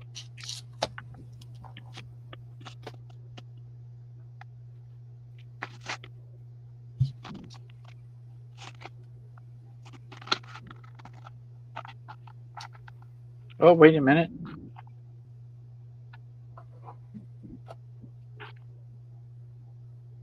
Oh, this is a ComC order. All right. Check out my cards.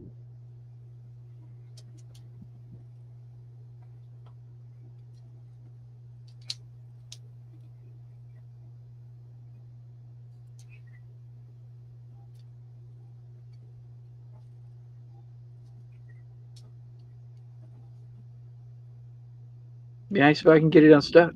There it is.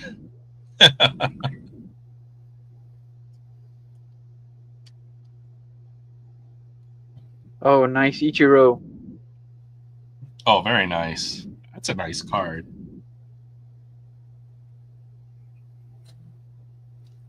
And that is number to 99, number 2 of 99. That's Ichiro with the Rookie Cup card. And that's the one with the number to 99 kind of a, I don't know what that is.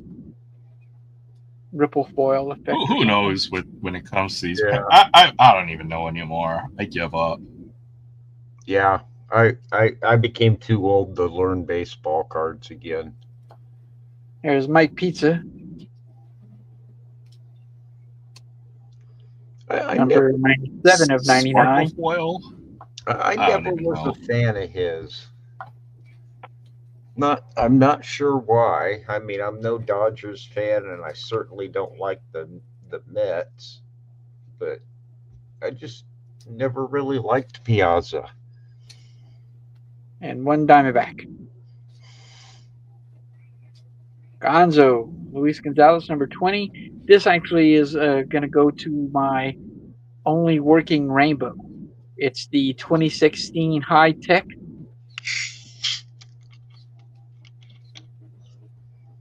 And I can't I always remember what like that those back cards since they're made out of acetate or plastic, acetate, basically. yeah.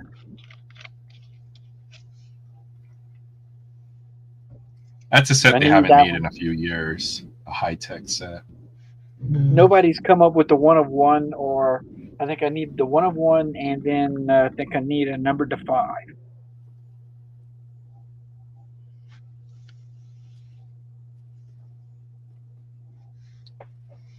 And that is my mail for today. Nice pickups. I like the Ichiro card. That's sweet. I'll give you a pass on the 87 stuff. I'm just kidding. So I do got a question about the card behind the Piazza. Is that the Dick Williams, the manager? For the Indians? Later manager for was it the Padres, and I think so, yeah. I like him. I ended up getting that one for $1 from Christian Hobbyhound. I don't know if you can see it, but it's got pencil writing right. I mean, just all over in the back. Well, I mean, it happens. And it's got a crease right down the middle, but still a decent looking card. Whatever. It's a 58. I like it. Yeah, Very I like 60s, and it doesn't have rounded corners. And it's I like manager cards back in their playing days. I am a fan of those. some nice other vintage cards I saw up there. Oh yeah. Before Yeah. you covered up all this 80s, 88, 87 garbage. No, I'm just kidding. Yeah. there's Sagi with the Athletics. I never understood why Sagi wasn't a bigger name than what he is. He did all right for a little bit.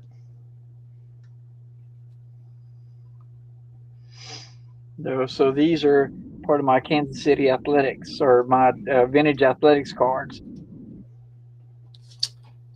That collection's starting to come, starting to get there as well. The vintage stuff.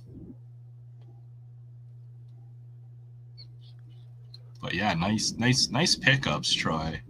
Thank you. Yep. Slowly, of course, out of the Rookie Cup cards I'm trying to shows up, and I'm doing 3 different cards out of the set: the base, the variation, and then that sparkle foil thing, whatever. And the only reason I'm doing that is because I accidentally bought one. So Now you gotta have them all.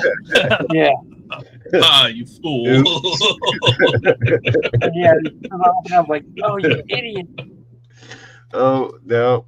I'm not laughing at you. I'm laughing out of embarrassment for you. I've done it a million times. I've done that before as well. So, but at least I'm not like OCD when it comes to collecting. But I'll show you something I found from Heritage that I thought was pretty cool. Try going home and explaining to your wife that you accidentally bought baseball cards. See how well that goes over. One of these is a variation. Not the one with the star, the other one. The one with the player, huh? Yeah. So I found this going through my Heritage stuff, and if you're gonna get a short print, you may as well get one of Shohei Ohtani. Nice, very nice. I think this is the short print variation. I would assume so. Yeah, since it's like the comic book character. I don't know, because back then their regular cards, if they was an all-star, had the star player. Yeah, that's what I was thinking. The one with the player is the short print. Yeah, so the one with the player might be the short print. Yeah. Okay. Yeah. There's only one way to find out.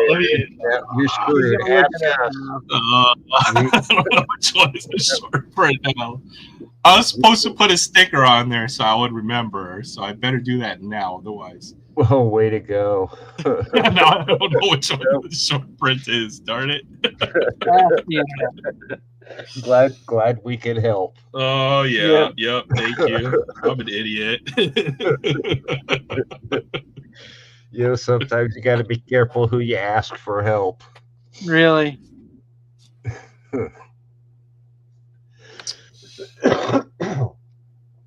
I think this one is the short print, the one with the little player comic book figure. Yeah. Yeah, that makes more sense to me. It makes more sense. Think about it. Yeah. Okay. Well, the all-star players had a star on the bottom of the card. Yeah. As their regular set card. Well, I'll find out eventually. It's also weird. The Heritage logo's in a different spot. One's in the top corner, and then one's in the other corner.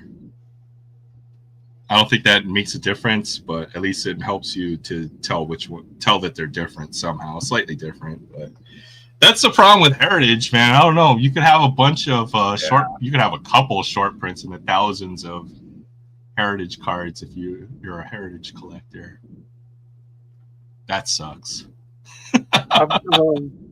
I've never hit one of the red hand numbered autos. I've always wanted to hit one of those.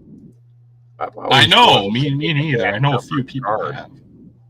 I've never hit a hand numbered card. I really want one of them. I'll have to send you one. I've got a couple. I don't know why. It's just I want a hand numbered card. I don't care who it is. I'll have to see if I've got. I know I've got a couple. Okay, well here maybe these are hand numbered. I pulled a couple. They're actually pretty good players if they are hand numbered. It's Bryce Harper. That one's hand numbered to 99. And then okay, this Yelich is hand numbered. Yeah, this one too. Hand numbered. Those are from Heritage High Number. I opened a lot of that crap. I don't know. I mean, I've pulled a couple 101s and everything else. I've just never pulled hand numbered. I think, well, it's so rare. I think the only sets you can pull hand numbered would be like the older stuff that was hand numbered, and the only modern product I can think of is Heritage now. Heritage. It has to be relic. Here's a Diamondbacks prospect. You'll want to keep an eye on this guy here. He's pretty hot. Or one of the bigger prospects this year, Slade Caldwell. Gold Shimmer. And I pulled a Diamondbacks autograph, Tommy Troy. Look at that. Tommy Troy at that, not bad. Yeah, not bad. Not bad. So all my good hits out of Bowman were Diamondbacks for some reason. I don't know. So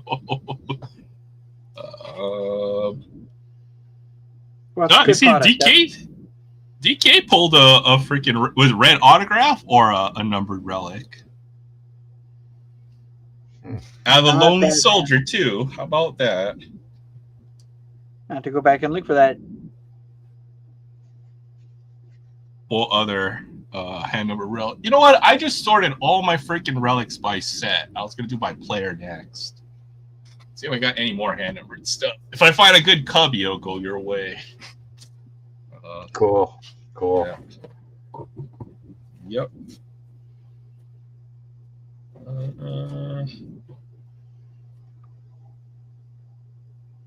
Just got a notification. The Athletics beat the Guardians. How'd they do that? Guardians must have left early. Yeah.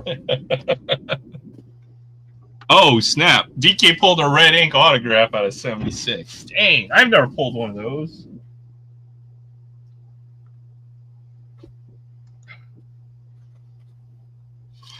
Dang, freaking. Oh, Mariners guy. Know some Mariners fans out there. All right, let's try that mega box. I guess that'll be the last thing I have to rip for the night, but may as well do it all. Then I don't have to worry. Then I can just sort for the rest of the night. But all right, we'll do this mega box. This was the last thing I had to open. Usually I stay very far away from these Bowman mega boxes because you're basically buying. It's not really a mega box. It's literally just the 2 Mojo packs that you really want to open out of here. So usually not a good product, but it does have those. You can pull some really nice autographs out of the Mojos. So it does have some good high-end potential if you hit. Oh, look at that. Bonus foam. Woohoo! Nice You ever had that freeze-dried ice cream before? That's kind of what foam styrofoam reminds me of. Looks like about the same flavor. Looks like vanilla flavored freeze-dried ice cream. You should dip it in sugar and call it a peep. Oh yeah. That'll be the biggest error of the night. Oh no, I'm sure we can make a bigger one. But Bowman Mega is the most because you actually get less packs. You get less cards in a blaster. I don't know how that makes any sense. And the other thing is, none of these are just base packs. You can't get any parallels or autographs, numbered stuff out of the base packs here. So honestly, if you get a Bowman Mega, I've seen people try to resell these packs as Bowman. They'll usually probably better just resell those packs. We'll open up anyways, though. We could still get some nice Chrome prospects. Jesus Amade, Blade Caldwell, Jack Caglianone, or whatever. Oh wow! But they do have red rookie cards in them, so that would actually be a pretty big pull. It's for the Rangers, so I think we're looking for Jacob Wilson, or I don't even know who the big prospect for the Rangers. NL Rookie of the Year, because I don't think James Wood is eligible this year to get Rookie of the Year. Win Tatis. Kumar Rocker. Well, that's actually a pretty cool card. I don't know. Last pitcher they had named Rocker seemed to cause issues. Oh, I thought. Oh, for the Braves, the guy who had some. Well, he played for more than the Braves. He did, but he had kind of a potty mouth issue. Oh yeah, that guy was trash. Oh, he had a huge mouth issue. This might be the best thing you can pull from a one of these mega box packs or one of these red rookies, since they're part of the redemption, and they're pretty tough to pull. So it looks like that year that Rocker had to sit out because of that draft issue, whatever happened, it's actually hurting him. He's definitely not as high as when he was initially coming out of Vandy. Oh, he got drafted by the Mets. Now the Mets didn't offer him a contract because he failed the physical, and then the Rangers took him third like the next season, right? So, but yeah, I mean, he was hot coming out of Vandy until that happened, and then that year he sat out. Now it looks like he's, I wouldn't say struggling, but he's definitely not as hot as he was coming out of Vandy. He might be damaged goods. Hung Chan that's a great name.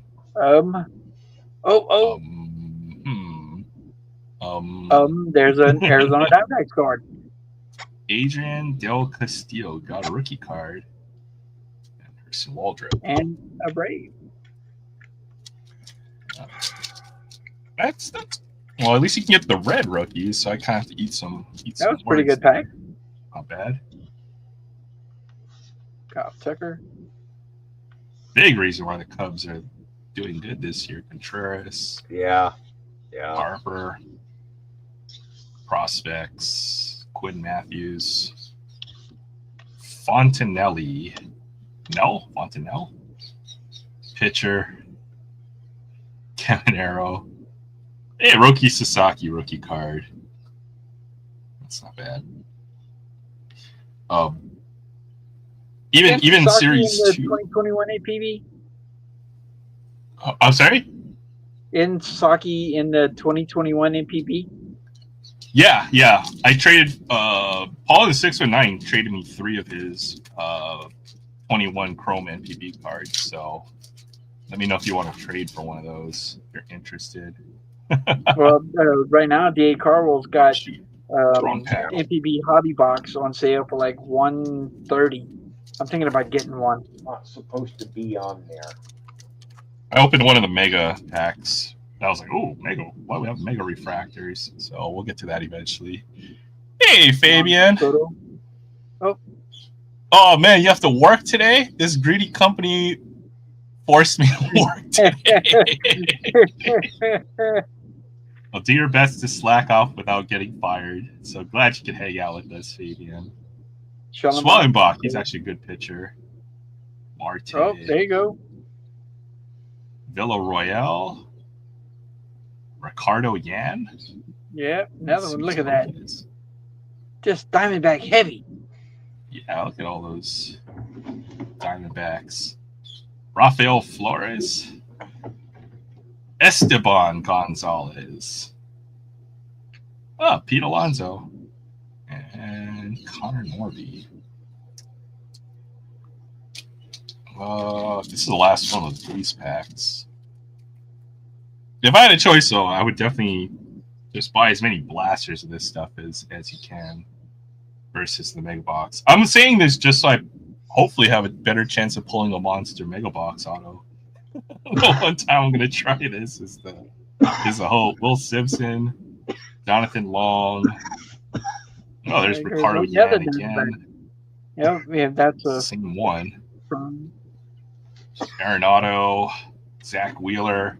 Because I will say I have had good mega box luck before. Last year I pulled a Jackson Holiday autograph out of one of these. I only bought like 2 of them last year, and one of them had a Jackson Holiday autograph. And oh my goodness, that's a printing error.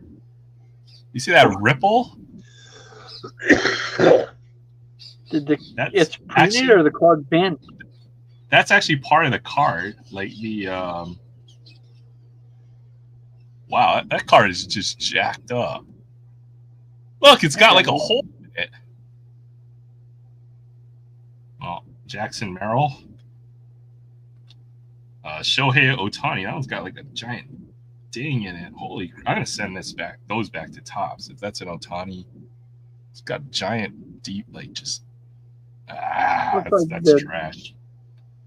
The knife from the cutter went over it. Kobe Mayo. And McGonigal, which I think is one of the better Bowman firsts you can get. So not bad. Maybe like the top 5 or so in the first round kind of player. Number 32 prospect by Emily Pipeline. That's a good Bowman first. Chrome. And you only get 2 of these packs, so that's a bummer with the those cards. I'll send those back to Topps, I think. Or maybe not. Maybe a printing error. I don't know.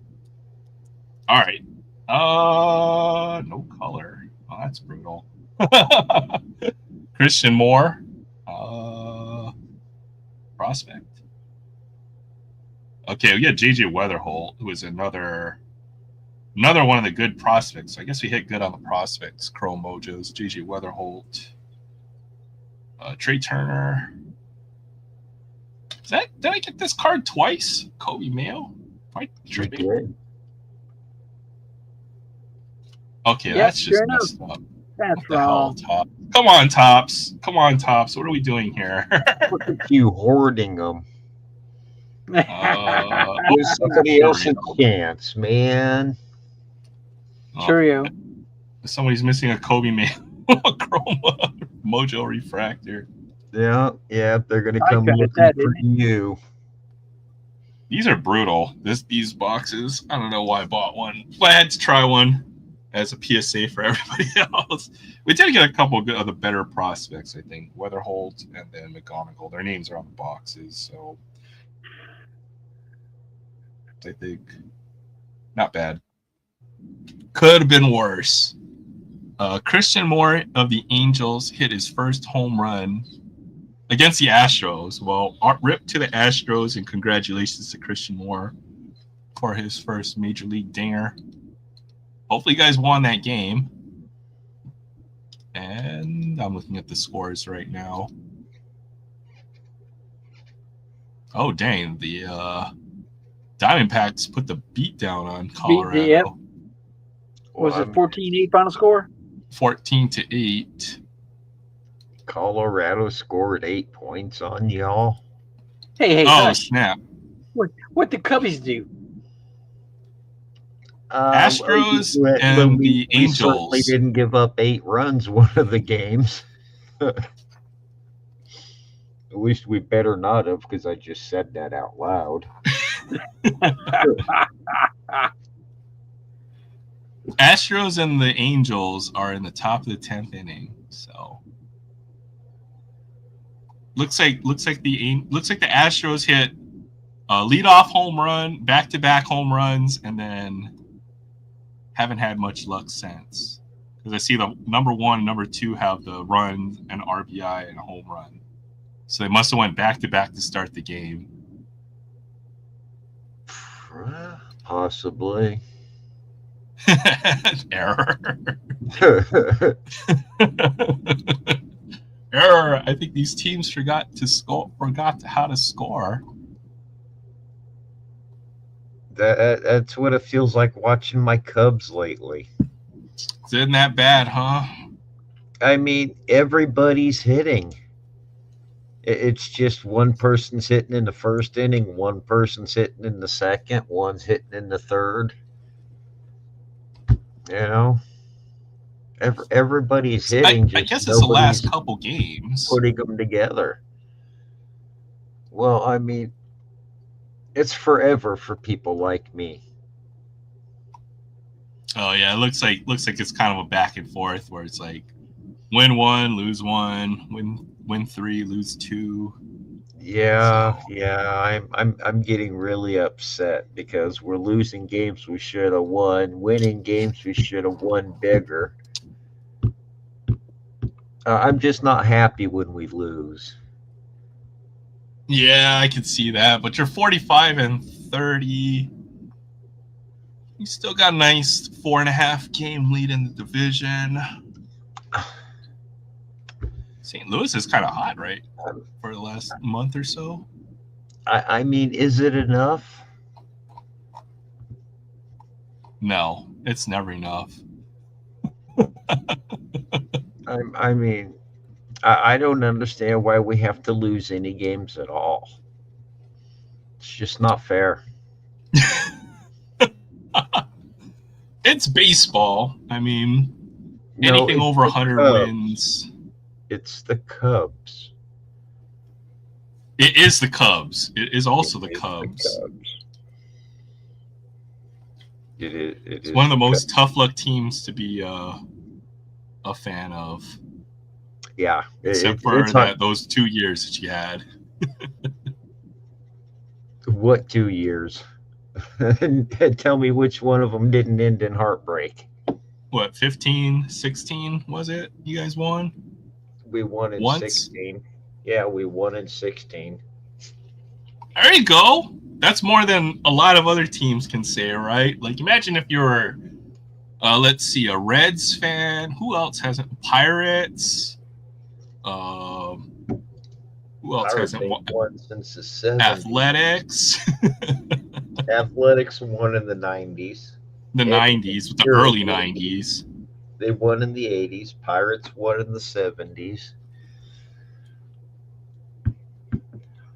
I'm thinking Cleveland's the long-suffering team now. Cleveland, yeah. The White Sox win in the last 20 years, in the early 2010s. They did something. They did something, right? The Tigers are a tough luck team. They had all those years with Verlander and freaking Cabrera in their peak, and they tried to put together a winning team. Every time they made it to the playoffs, they're a tough luck team. Twins. Oh, the Minnesota Tees. You can't say. You got to leave the wins out of the name until they win the playoff series. So Minnesota Tees. No.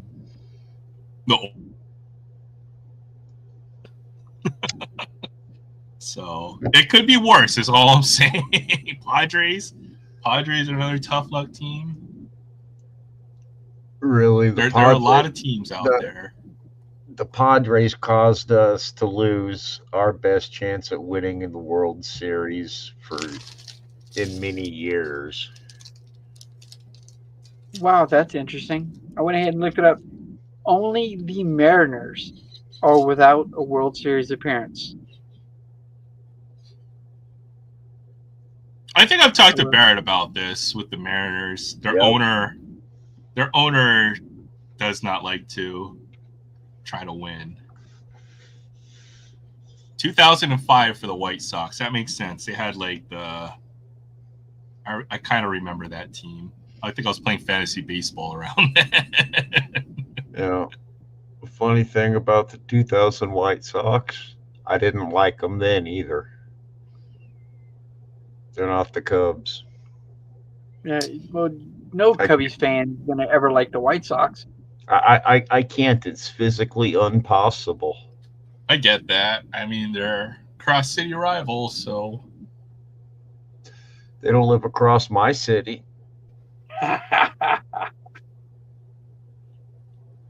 Hell, before I moved to Des Moines, the minor league team here was the White Sox.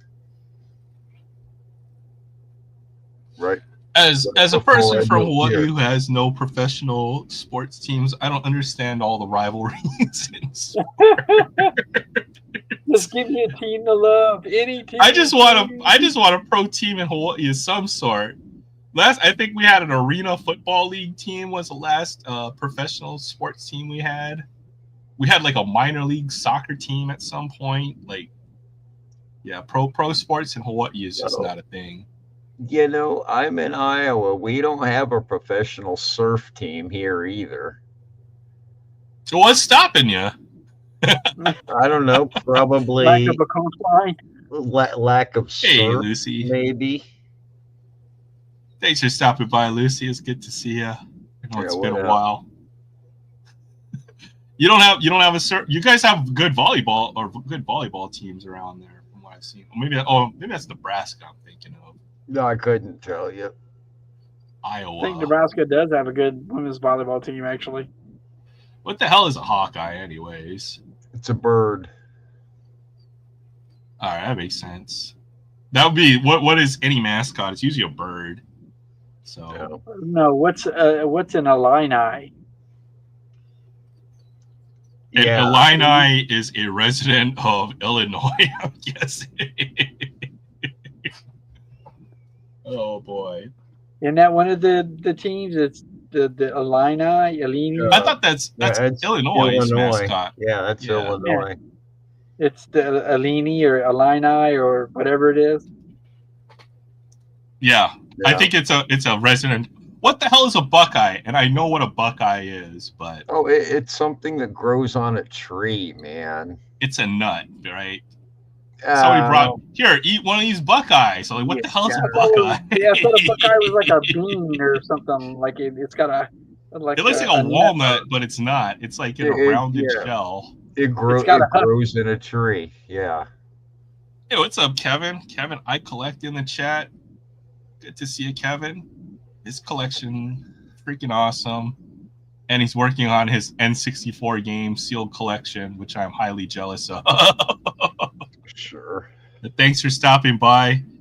Hamlada Dream Girl, probably from Lucy Warren's chat. Lucy's got a huge channel, a fun community to hang out. Definitely go check it out. We'll go on a hot panel right now, but I'm a hot mess right now. No problem at all. No, I'm always a mess. Yeah. You're hanging out with a bunch of dudes who have issues. Sometimes I wish it was a hot mess, because other times I'm just a frozen cold mess. Adam's card closet in the house. Good to see you, Adam. Oh. Legend. But yeah, the mascots, at least I think in Hawaii has the most generic mascot ever. We used to have a cool one. We used to be the Rainbow Warriors. Now we're just the Warriors. That's so lame. Stanford is a tree. Oh my goodness. Yeah. Syracuse is a piece of fruit. But it's a good piece of fruit. I like oranges. At least they're not the Syracuse apples or some crap like that. Oh, Manhattan Jaspers. How about that one? It's a rock. Yes, it's a rock. Oh man, it is. It's one of the mineral things. I'm trying to think who has the coolest mascot.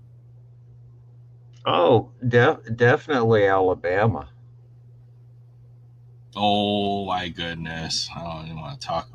Roll Tide, people. What the hell? Rolled off. Crimson Tide. What even is that? It's not even a physical thing. It's just like the Crimson Tide. Mm-hmm.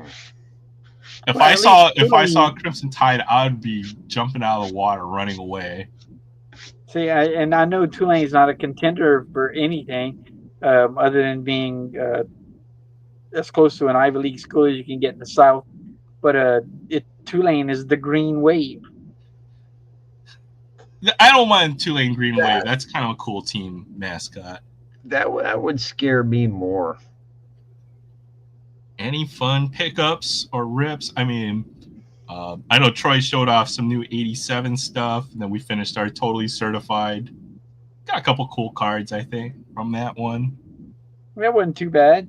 It wasn't bad at all. the rookie cup, and then we opened a whole lot of football earlier. Yeah, we did some football. So I got the Saquon. This is number 10. 3 of 10 on this Saquon card.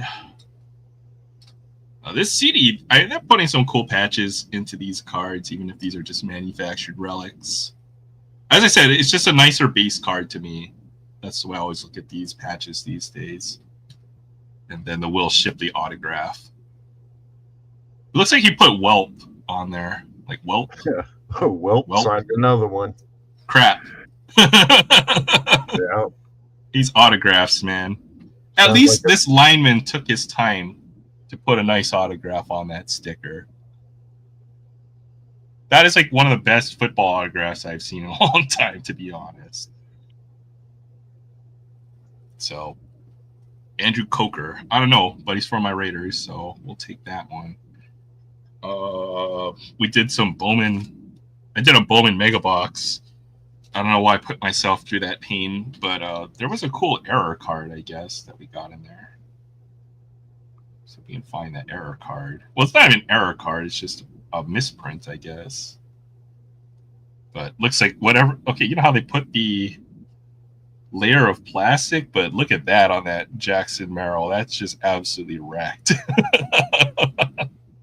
I don't know. That's almost bad enough to be counted as an error or some kind of printing error. So this might go back to Topps. I thought that was kind of cool. Pickups. I did not have time to go out and go buy cards or anything this weekend. But Troy had some 87 pickups. Well, then I actually did 87 Porter stuff. I have been going through and trying to top load some of the nicer relic cards, I guess, that I've had. Let's see if I can show some of those. Had some museum collection relics. Oh, yeah, let's see that. Mike Piazza. I guess they call that Some sparkle kind of sparkle foil? That's what I'm going to Right, call it. Ichiro. These are the 87 Porter cards from the, was it 2020? Was it 24? 2021 All-Star Rookie Cup set. And I just did the 87 Porter cards. I don't remember. I really don't remember that set, to be honest. Was that like an online only set or? Not actually sure. I don't actually remember how how I came across it, but once I saw that they did some 87s, well, I had to chase it. I feel like that might have been one of those online releases. Tulane football. Didn't they make a movie about Tulane football? Or am I thinking of a different one of those other schools? I think they made one about Tulane. Seminoles. There's a lot of teams with an Indian mascot, so not too uncommon for the Seminoles, but also a good one.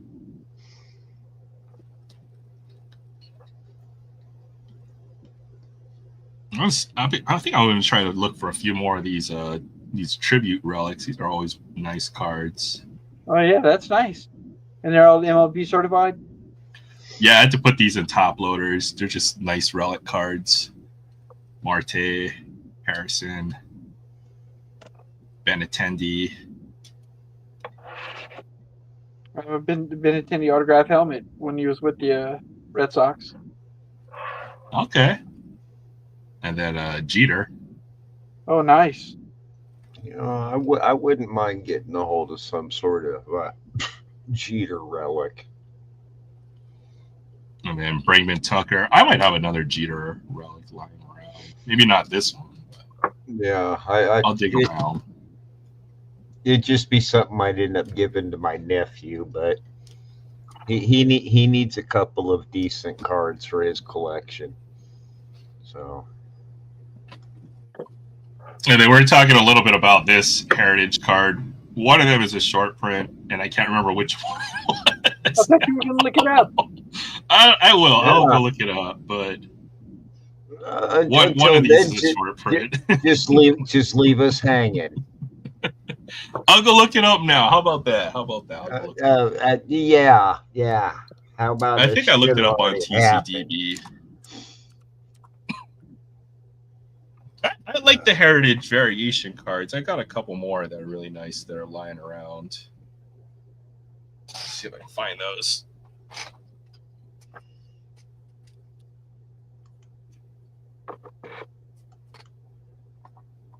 I'll go look it up. Give me a moment. I'm just very, very disorganized now. As if it already wasn't a massive problem.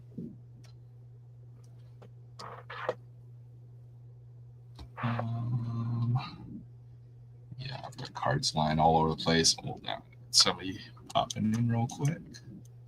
I'll tell you what, man. Come to my house, sort my cards out. I'll let you take home a monster box of doubles. Oh, just got to drive my way out there. It's good to see you, Ryan. How you doing? Hey, Ryan. Oh, come on, man. Take your boat. All you got to do is Getting ready. Go up the Mississippi River, and when it splits at the Des Moines River, just take the left. Tell you what, when I build my kayak, I'll paddle out, 4,000 miles to the West Coast, and then walk another 1,500 miles or so to get to Iowa. People have traveled further solo across the ocean, and people have walked further solo. So I got faith in you. I think you can do it. I think so. Looks like Adam's getting ready for trade day. Well, good luck at trade day. I always like trading with other folks. Yeah, I mean, even if I don't make any trades, it's nice seeing what's out there and available so you can plan for next time. Yeah, or if they have cards that you want or whatever, then try to figure out what you can possibly trade to get those cards that you're looking for, right? So, yeah, go there. Hey, I'm looking for this, and this. Can you bring it next week? Yeah, I really got to get back into the whole local, our local community here. We probably do a lot of trading, or I got to start doing a lot of trading. Me too. I've been having the urge to get more vintage. There you go, Troy. I've got to get this out to you eventually. Maybe I'm just going to ship it. I've got a few more things I want to put in here, but I've got this so far for you. All the Stadium Club doubles that you needed. And then, oh crap, we can't show this on camera, can we? The 87. The 87 stuff. Yeah. I was looking for complete sets as well. Maybe I was thinking, I'm not sure if you're interested in any complete sets. Anything update? Update. 24 update, I'm guessing. Yeah, I need to see how much I put together the 24 update, because I try to do a set for my son and my grandson. Of course, the Series 1 and Series 2, I quit trying to build those. I'm just going to buy the box sets, but I still have to build the update set. And then the only other modern set that I'm going to continue to try and build is going to be the Stadium Club. So it'd be update and Stadium Club. That'd be pretty much it for modern. Okay, let's just say I've put together, or I have enough cards to probably put together about 15 update sets from this year. Wow. Yeah, we did. We went pretty ham on update because just the rookie class is that good, I think. So yeah, we did a lot of Topps update. And I'll go ahead and some of those, vintage cards. I'll increase your vintage collection by a few cards. Yeah, for sure. That'd be awesome. Good to see you, and Lucy. then, speaking of vintage, JT, that's the emails I sent to you were about the 68 playset. Oh, okay. Very nice. Because there's a guy on eBay that's been letting go a few of them. He's got them listed, and I've been watching them, and a few of them have already been ended and relisted. So I sent a couple emails asking if you had made any progress, because I was going to go ahead and try to grab a few of his. Try and grab a few of his. I've got Joe Torre. I think it's Torre. And I've got And another one. I was going to try to trade some of those extra 68s and some of the extra 70s that I had. But I did 70s with you already. Didn't I do 70s? We probably got 68s and 69s. Yeah. That we did. I really need to get off of my freaking very fat ass and get more done with my cards is what I need to do. Well, I thought, a couple of years ago, you were pretty, going pretty heavy with that 70 set. And then you just kind of drifted off. Oh yeah, sometimes life gets in the way. I'm catching the bug again. This is I've been building that set for years. This is how I do it. So I started this set when my 28-year-old boy was 1. Yeah. See, but if you finish the set, then that means you have to go find something else to try to finish, right? So that's why you don't finish it. That's exactly what he keeps telling me. I'm afraid because then Troy might take an opportunity to remind me what I did to him. Yeah. I'm going to finish at 69. I'm scared of the revenge when I complete a set. It just means we have more to try to collect, right? So yeah. But I'm really enjoying this whole pre-68 athletics thing and putting those together and grabbing some here, grabbing some there. Sure. It's a little more specific than trying to actually grab a whole set. See, if I finish sorting all the cards to Troy, then he'll have nothing to look forward to. I'm just kidding. I'm just kidding. I gotta get those cards out to you, man. I know I've got a few older A's cards.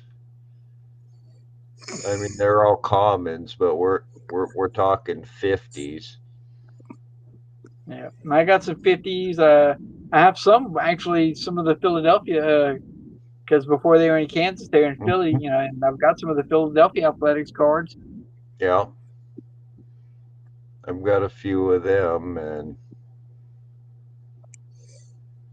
I will look through what I got because I've even got some older cards, so I will look.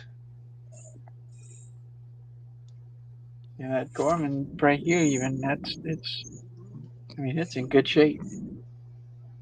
Let's see that card. It is. I don't know how, but I've picked up a bunch of 58s along the way.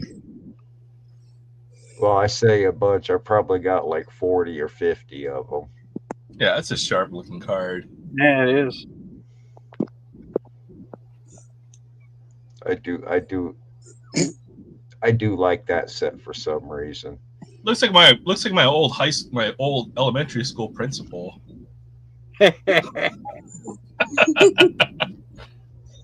Speaking of mascots, how did we get an elephant for athletics? Somebody was mentioning that. Oh yeah, that was Adam with that. Yeah, the elephant mascot. Elephants are an awesome mascot. Roll Tide. Here we go again. Oh, there we go again. The Crimson Tide with an elephant. Yes. Basically, just Alabama just picks everything. We can make this work. We can make it work. And you know what? We made it work.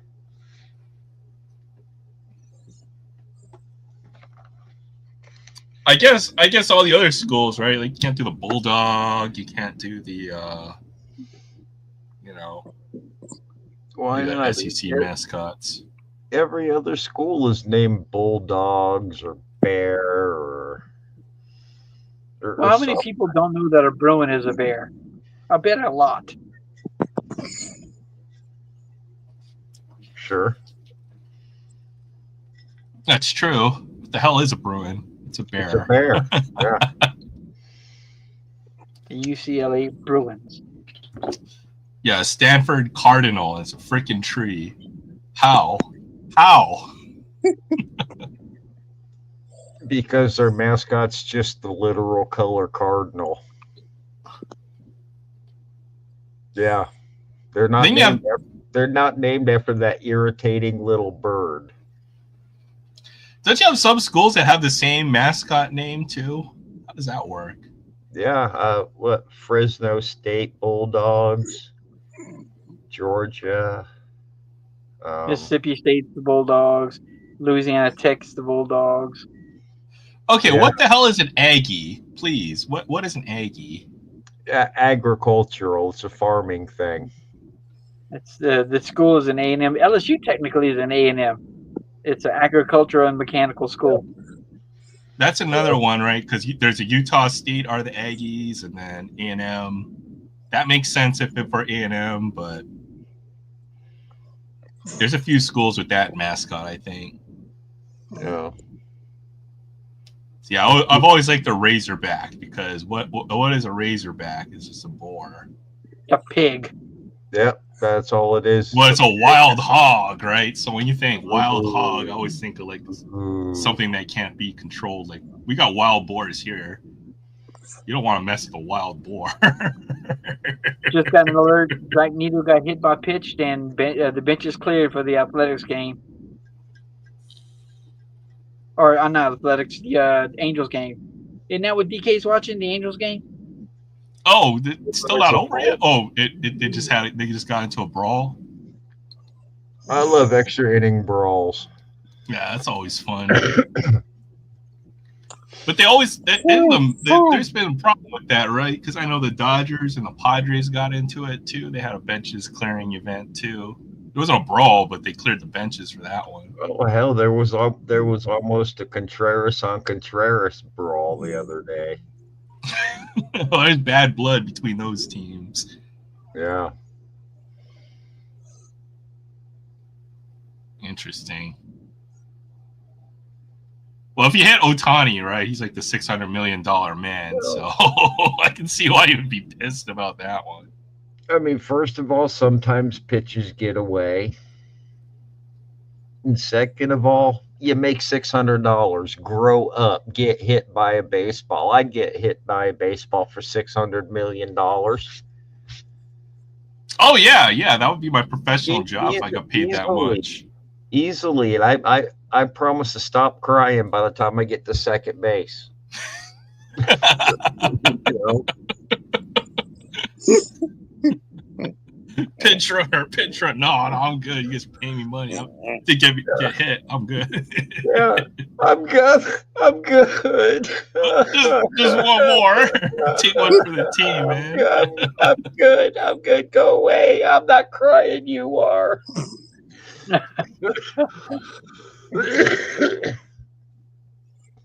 I mean, I'm no dummy. I'll take the money. I'm just as greedy as the next person. Or even like I don't need $600 million. Just like I do. How about one? We'll start there. You know. Well, $1. $1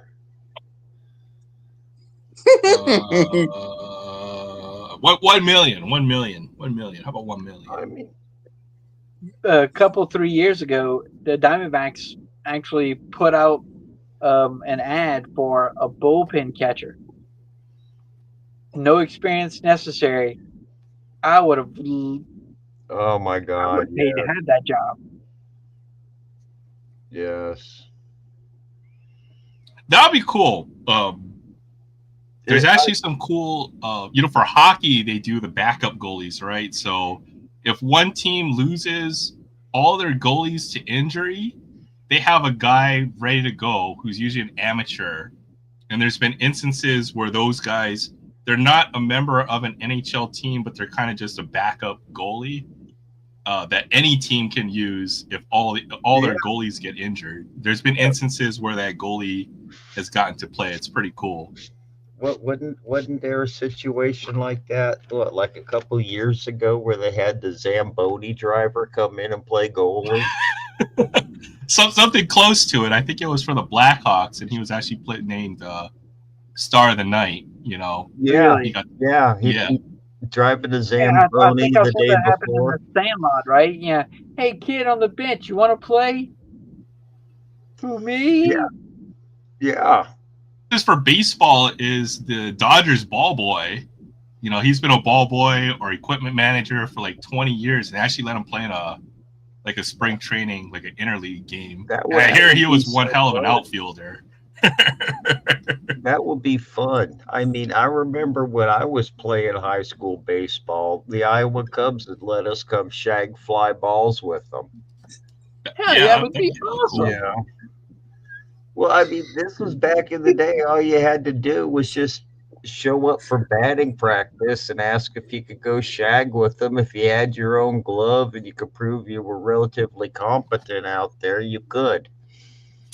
you know, thinking about it, I'd take a hit for $1 if I got to go and hang out in the major league dugout and clubhouse for one day. Oh Hell yeah. yeah, Well, Oh yeah. that's what Adam's saying. Adam would get paid in autographs. hell yeah. Yeah. I'll take Yeah. one for the team. Just don't throw a freaking 98-mile-an-hour fastball at my head. You know, I'm Yeah, good. I mean, But yeah, like, I just want a contract. Give me a contract. Sign me to the team for one game. That's all I want. I'll sit on the bench and be quiet and stand up and get hit by a pitch when you tell me to. just You long as remember you get Barry that Bonds had like that arm guard that was like basically body armor because he Yeah. got beamed so often. Just strap me into one of those and then put me out there. I'll be good. Yeah. They're gonna beam me in the thigh. Dress me up like I'm supposed to go sit at the round table Have a afterwards. good weekend, I'll be Fabian. all right. All right, Fabian. I know what it's like to work over the weekend because I pretty much had to do that last weekend. I don't envy you at all, but have as good of a day as you can at work. Yeah. And as I said, slack off as much as you can without getting fired is the goal. Corporate greed rules. Hopefully, you're getting paid to work over the weekend. But take care, Fabian. Have a great weekend. Yeah, that would be cool. You know, go do batting. Well, it depends on the team too, I guess, right? So if it was like for the Marlins, maybe not so much. But if it was like for the Dodgers, you'd be like, oh hell yeah, or the Cubs. Oh, I'd work for the Cubs in a heartbeat. I'd take any job they offered except for anything that has to do with the visitors. I'll be the guy. Okay, I'll be the guy who changes all the urinal cakes in every bathroom. Yeah. You know, somebody's got to do that job. Yeah, as long as I Right? get my own uniform, I'm fine. I'll be that guy. How about that? Show up to my interview wearing a Cubs uniform.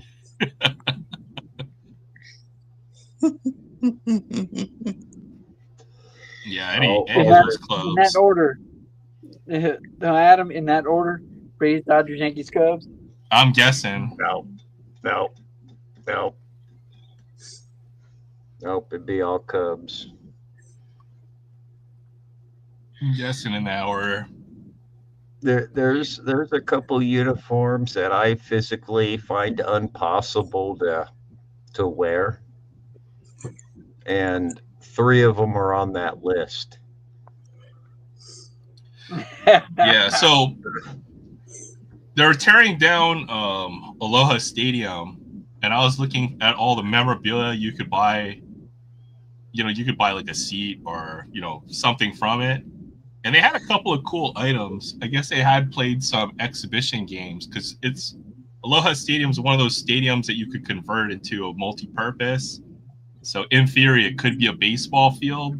So they had some exhibition games. That's an autographed Ricky Henderson ball that caught my eye, but I didn't win the bid on that. Oh, cool. Man. I always liked Ricky. It was a little faded. Like it looked like they put it in a trophy case and it was out in the sun for like 20 years or something, but that would have been a cool piece to have since, it's probably signed, at some exhibition game they played here in Hawaii like 40 years ago, 30 years ago. So I wouldn't mind a couple stadium seats. But I'd want them from somewhere in the Midwest because I know that they can handle the snow and stuff. Because I just want to put them up and set them up right outside my door and use them for my outdoor seats.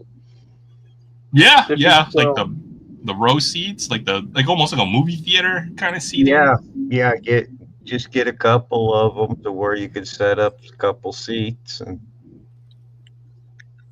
be all I didn't good. actually go to very many games at the University of Hawaii, but I wouldn't mind having a piece of memorabilia from Aloha. Well, sure.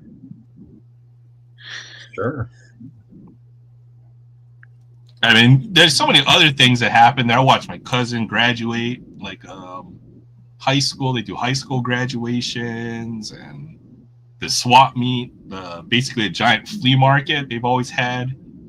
You know, where I'd go and buy like probably stolen speakers for my car. Monster High truck school. show, man. Monster rip off sunglasses, freaking the Ray-Bans back in the day. We used to go look for sunglasses, and then what else would we?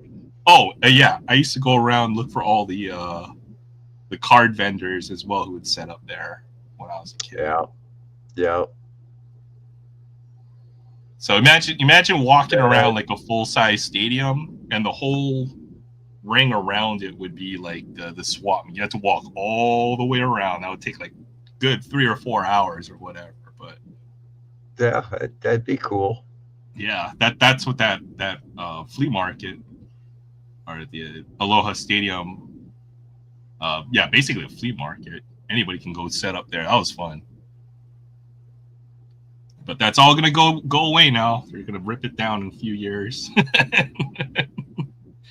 So where are they gonna have the monster trucks at, man?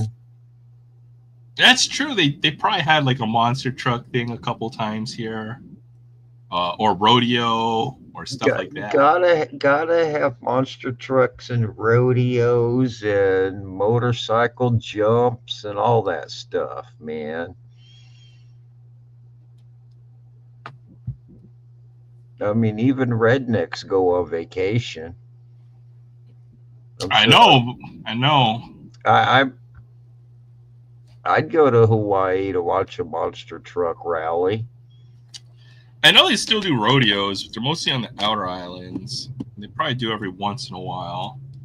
There's no big venue like stadium venue anymore for musicians, I guess, anymore after the stadium's gone. But well, where do you guys have concerts? We got like a smaller arena style. You know, that either a concert hall or that will hold a few thousand.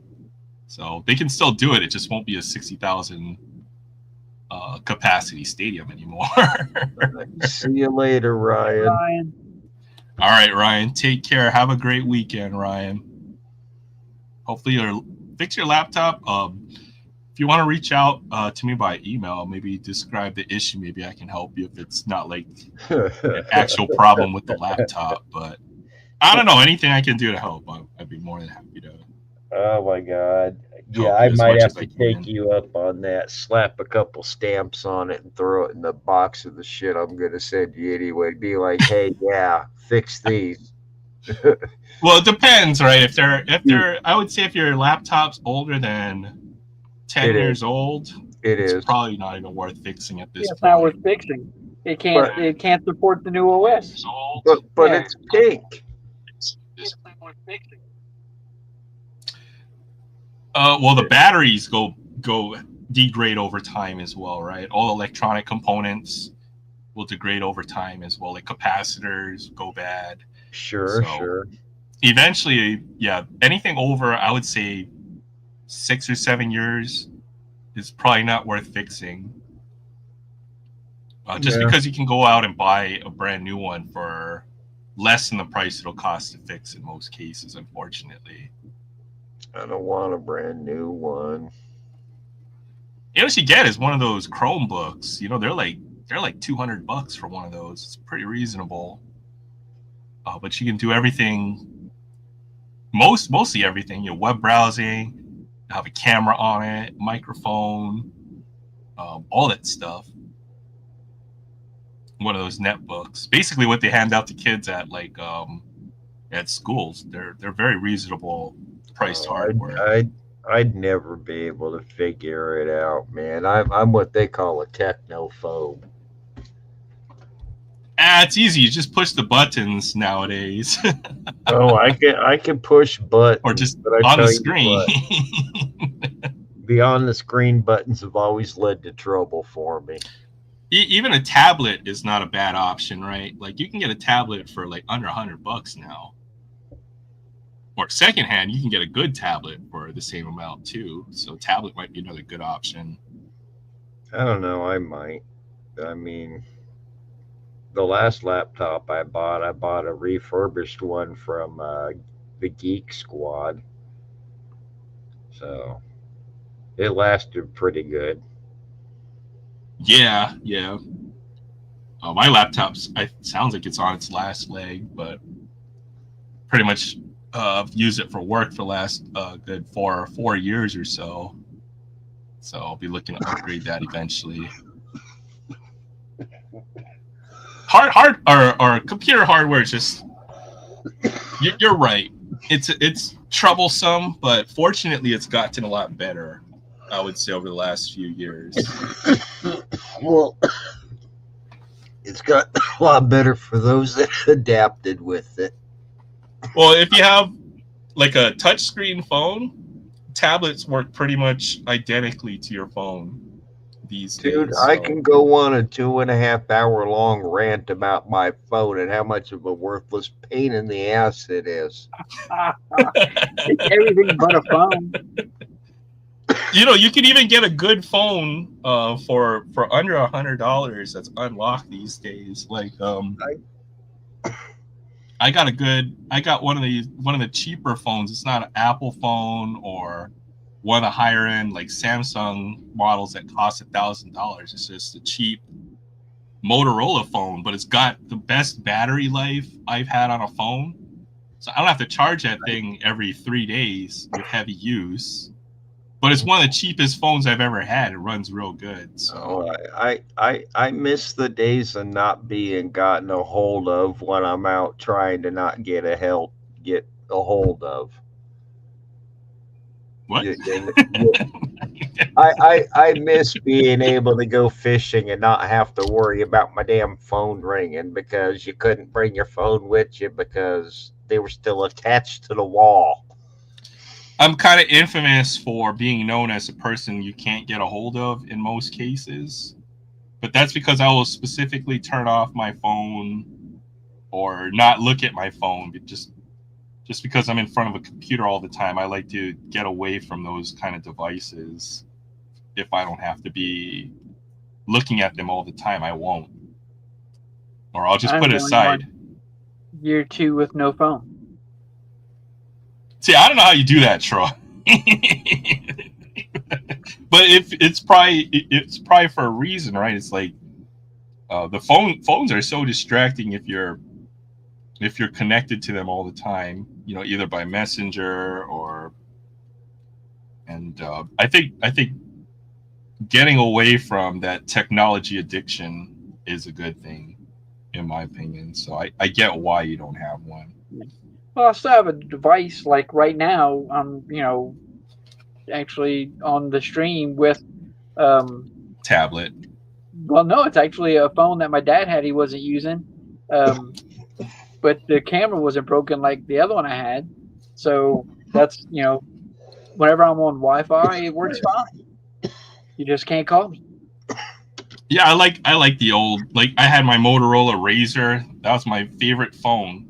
One, it was like half the size of all these. It was less than half the size of all these modern phones, right? Two, you didn't have to worry about text or always being connected to the internet. I mean, it's incredible to be so connected these days, where you can literally go and message somebody or call somebody. Remember when you had long distance charges and all that stuff? Like we don't even think about that anymore these days. But hold up, man! My minutes are about to run out of my phone. Oh yeah, I do definitely remember that. Oh, I remember. I remember. I can being remember phone hot numbers shit. again. I Yep. remember being hot shit when you had call waiting. Call waiting or your pagers. Remember pagers? Hold Oh, on. I gotta go oh yeah, I gotta go find a payphone real quick so I can call my mom. yeah. You got a quarter, man? You got a quarter?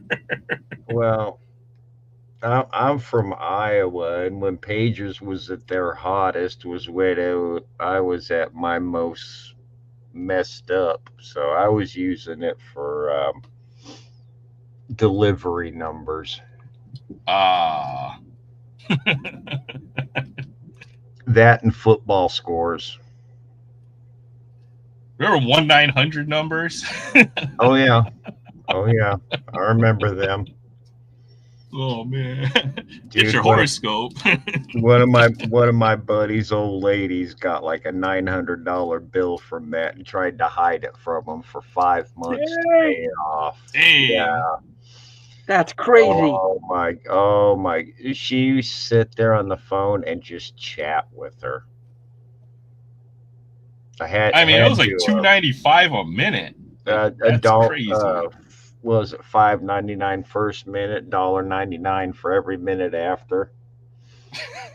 Yeah. That's stupid. Hey, you know what? Nobody said he married her for her brains.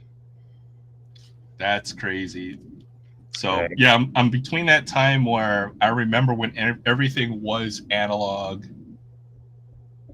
but then I guess I've seen all of that go in. Now kids or younger folks, all they know is the technology, right? They don't know Yeah.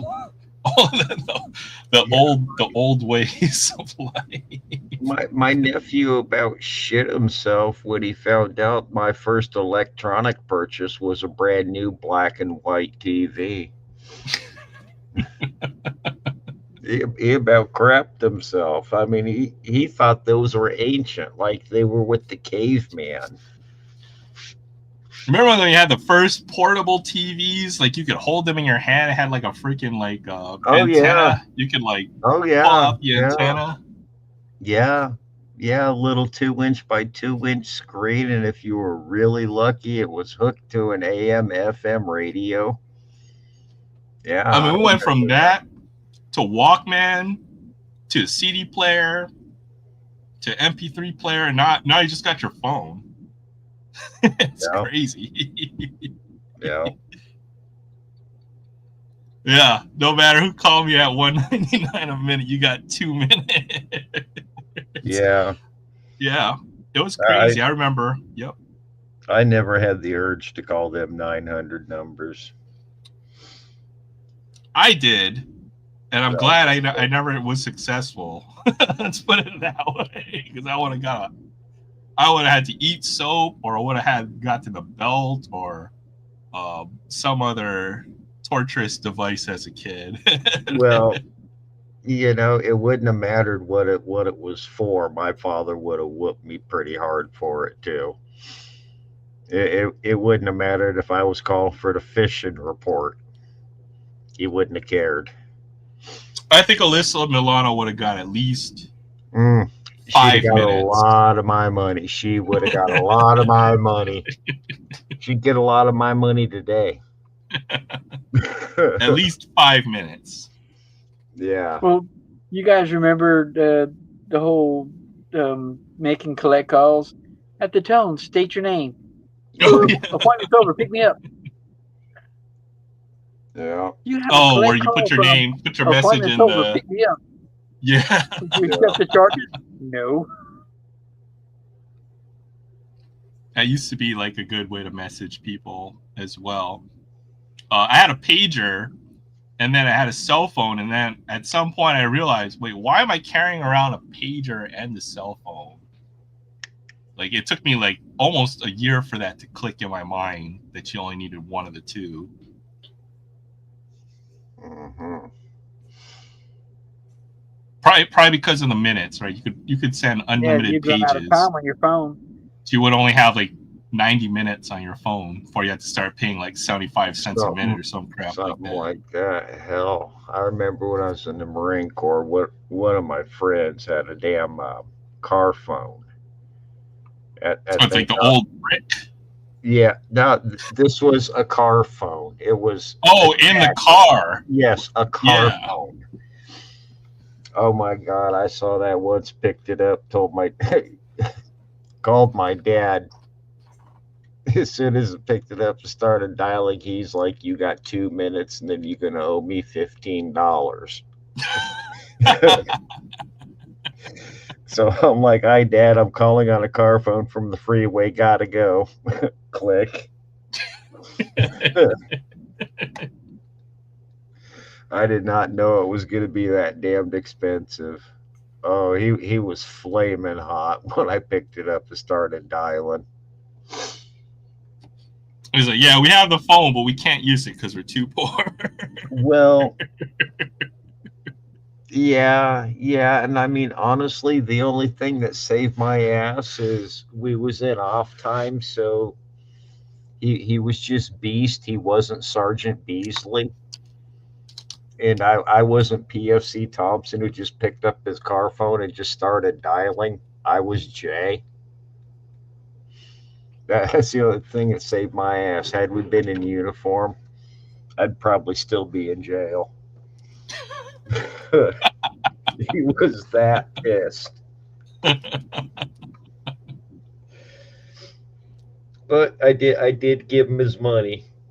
I didn't care whether he was overcharging me or not. I didn't care. It was much more peaceful.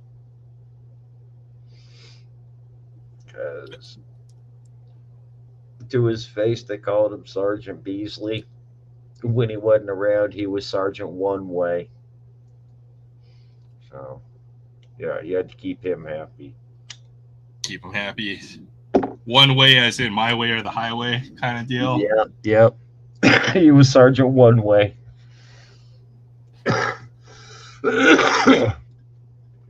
Real nice I guy. can see that. Real nice guy once you got his uniform off. I can see that. That's generally the case. Yeah. I've never served, but Yeah. during my time as a contractor, Wow. that is certainly the mentality in some cases. Yeah, in some cases. Other cases, that was not the case. Some of them were stuck on military, hard on, no matter what time of the day or whether you be at a damn Kmart, and some of them be all yut. And yeah, it was terrible.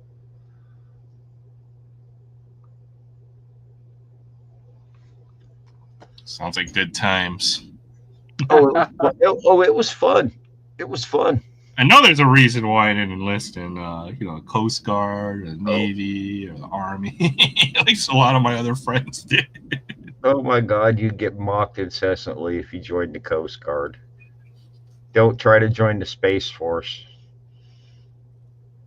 Isn't that? I mean, it's a separate branch. But I just still can't believe we have a Space Force. We don't really have a Space Force. We just probably have the logos are up at the VA hospital. We have a Space Force. Yeah, I know. It's a recognized branch of the military. It is its own branch, but it's not like we have spaceships and battleships and freaking actual spaceships, right? I don't get it, but I'm also a technophobe. Space Force is probably the ones who babysit satellites and all the comms gear that we have floating around in space. Probably. That'd be my thing. They probably take out the UFO from Area 51 every once in a while, but I don't think we actually have any commissioned spaceships yet that I know of.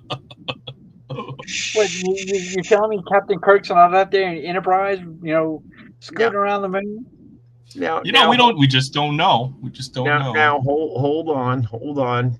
I don't think Captain Kirk's been born yet, but when he gets born, it's like 100 miles away from where I'm at right now.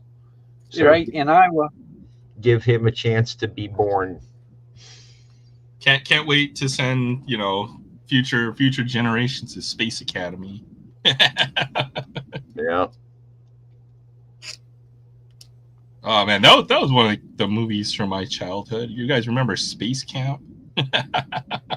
I don't remember. They send a You're bunch too of old. kids up in the space shuttle. You're too old, Jay. Me too. I remember the movie, but I didn't watch it. It's probably something I watched as a kid. I just had a random memory glitch for a minute there. Well, I've also got younger siblings, and we only had one TV for quite a while, so. I remember that. Do you remember Space 1999? Uh, I don't remember know. begging my parents so I could play Nintendo or something, because we only Oh, had yeah. one TV in the house.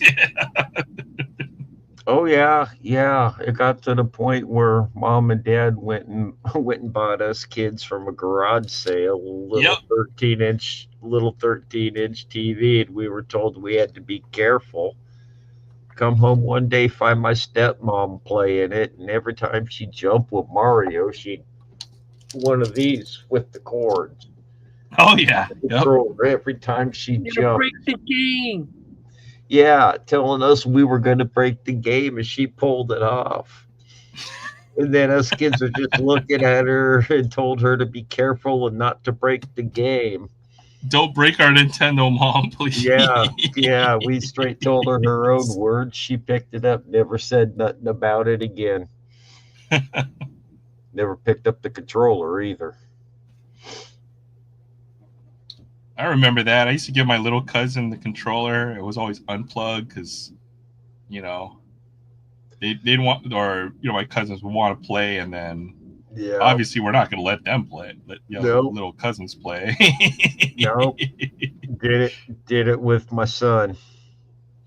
First give him one that wasn't plugged in, and then fool him into thinking that was one plugged in, and then cutting the cord off and telling him it was cordless.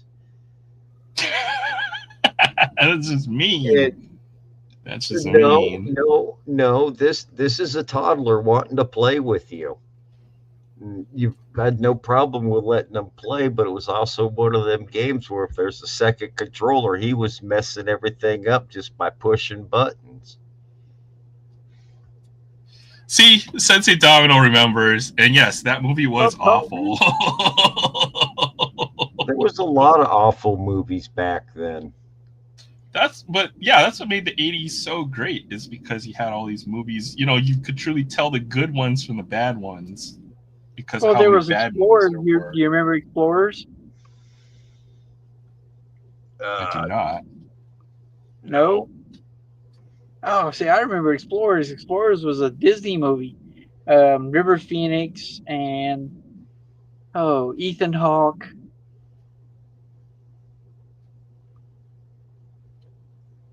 Can't remember who else was in it. There was another kid, but they basically got the computer program and design to make a spaceship from some alien kids in outer space, and they dreamed it and then made it and then went in outer space. You see, those weren't the kind of movies I watched at that point in time. My mother let us rent slasher movies, so I was renting like Cheerleader Sleepaway Camp with chainsaws, real crap like that. So, yeah, I'd have to borrow that from a friend who had cool parents, because obviously I was never allowed to watch that kind of stuff as a kid. I mean, she'd sit there and watch it right with us, and if it was too much anatomy, she'd put a stop to it. But there was a few times I was surprised she didn't stop it. Oh yeah, I loved how every 80s movie, even if it was if it was rated R, you knew there was going to be some, some, at least a good 5 or 10 seconds, or maybe even just like a 2-second flash at some point. So you had to watch the movie because you're going to miss it if you didn't, right? So you Get could that nipple probably shot. you wouldn't be able to rewind because once we went past it, there's no going back to that moment in time. Hey, what's up, Tony? Good to see ya. Oh man, Aloha Friday. Yeah, what it was like if it was on. It's like if it was like on a preview for like HBO or Cinemax or something, you always got like a few days or whatever. You had to get your time in on that. Weekend. Yeah, free, and then your parents would be monitored. They'd be like, "Oh no, it's free preview weekend, man. Are you watching HBO right now?" I'd be like, "No." Well, that's how it would have been at my dad's house. My mom and dad were like oil and water as far as child raising were concerned. You know, I wouldn't have got to watch none of that crap at dad's house. See, none of it. In fact, TV was severely limited. Oh yeah, I used to sneak out and wake up early to go watch TV and stuff like that. Now you don't even care about if missing things on TV because you can always go look it up on the internet later on. Oh, Ryan's back. 3, 4, 5, 6, 7. Oh, okay. I'm not gonna make the whole set already because we're missing. What you missing? Cards. Card 7. Oh, but we're gonna get pretty close to fit. Maybe it's in the rest of the pile. 12. That's probably the best card in the set too. Probably. Maybe they left it out. Remember when they used to leave out the number 7 card for the Mickey Mantle whole memorial thing? It's close. I got like 90% of the set though, if I had to guess, from just that one box. Maybe it's in that pair, or maybe I have like a stack of 1 pack I didn't put in here, but yeah, way to go. I'll have most of the set. Makes you sort all up. I know, right? I was looking forward to just doing 1 box and being done with it. I'm not buying another box, but you'd be around card number 93 when you find 7. I'm hoping, because then I'll be able to finish the set. But that would be 24, 20. Pretty close. It's only missing a few cards. We'll see. Maybe it's in one of the other packs or whatever. I tell you, just buy another box of it and be done with. But what if I get the same collation, then I'm only missing 1 or 2 cards instead of freaking... That's why you buy a case. You got a point. Yeah. Yeah, you buy a case. I can guarantee you almost get the whole set. Then you only have to look for 1 card. Which what do you call it? Which season is that, DK? Because I do like American Horror Story. That is a good show. I watched at least the first 4 seasons of that already. So I'm assuming I'm gonna have to go look for that now. Now that you mentioned there's one about the 80s. I love that show. Oh. Unfortunately, I've never had the fortune of being in a movie. Oh, looks like Ryan's showing off some of his cards. I haven't been in a movie either. I always wanted to be. I want to be in a cartoon. What cartoon character would Jay Thompson be? Well, it wouldn't be Yogi Bear, but he would be. No, I mean, if I was a cartoon, I'd have to be pure evil, like Bender. Stewie, Bugs Bunny, man, pure chaos. I want to be Don Carnage. Smart chaos. Don Carnage from freaking Tailspin.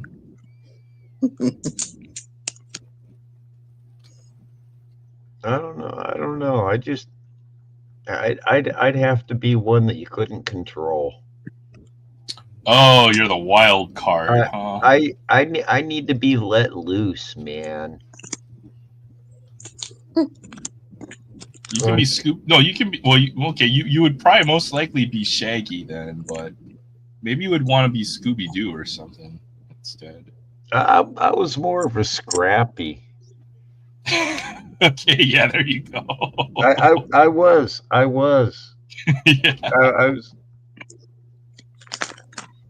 That was the code name, or that was the code word that they used when they needed someone to go solve a problem on the dock at the Greyhound I was working at. You'd be Pepe Le Pew.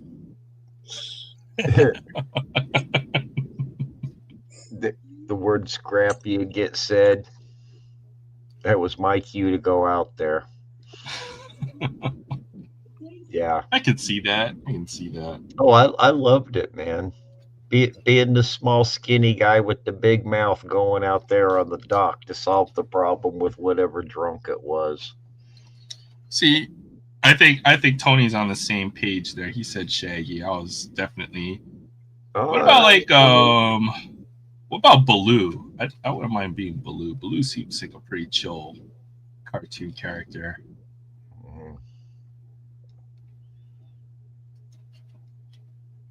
Yeah, or you would be Dale from Chippendale Rescue Rangers. He is kind of like the wild card. Dale's the one with the big nose, right? Is he the one with the big nose? I know he always has the Aloha shirt or the flowered shirt. I always get them confused. Maybe that would be Troy. Troy would be freaking Dale from Chippendale. Yeah, because I don't have any. I'm Rex Racer. There you go. I'm Rex Racer. Unbeknownst to Steve, his older brother Rex. I don't have any Aloha-y type shirts. So might have to change that. Well, what size are you, Jay? I'm somewhere in that odd size between youth extra large and adult small. Huh. Yeah. Yeah. Mm-hmm. Have fun shopping for me. I'm literally just under 6 foot tall and fully dressed. I do not weigh 145 pounds. I think I got a pool cue that weighs more than that. So I've heard. Yeah. Hell, I stand next to my little brother. We look like the number 10.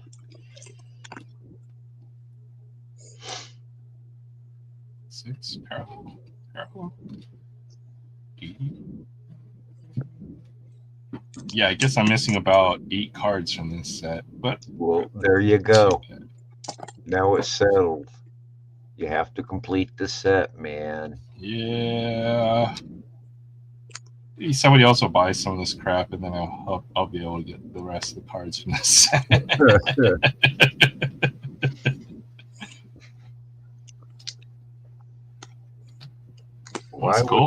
Why would we buy that crap? We already know what it looks like. You're the one building the set, not us. There it is. I sorted it out. There's like 90% of the set. It's pretty fast. Sorted 100 cards. I found a couple more parallels in there.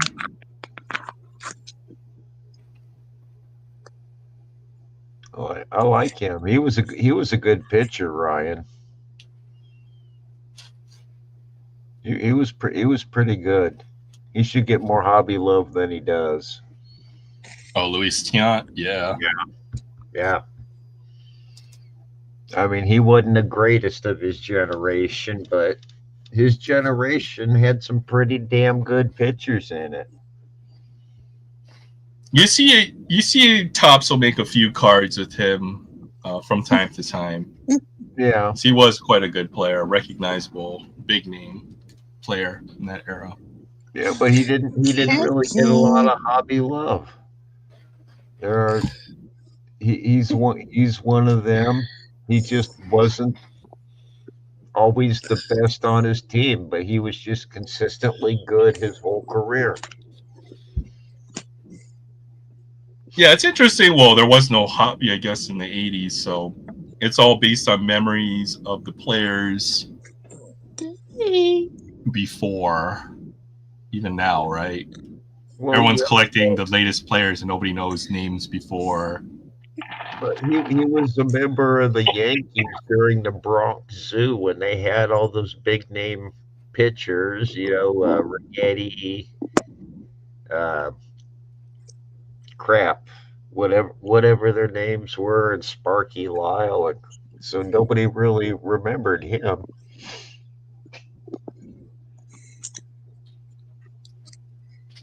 So he should have just been better. I mean, if he had lesser teammates, he'd have been a star. On another team, Yeah, right? Just overshadowed.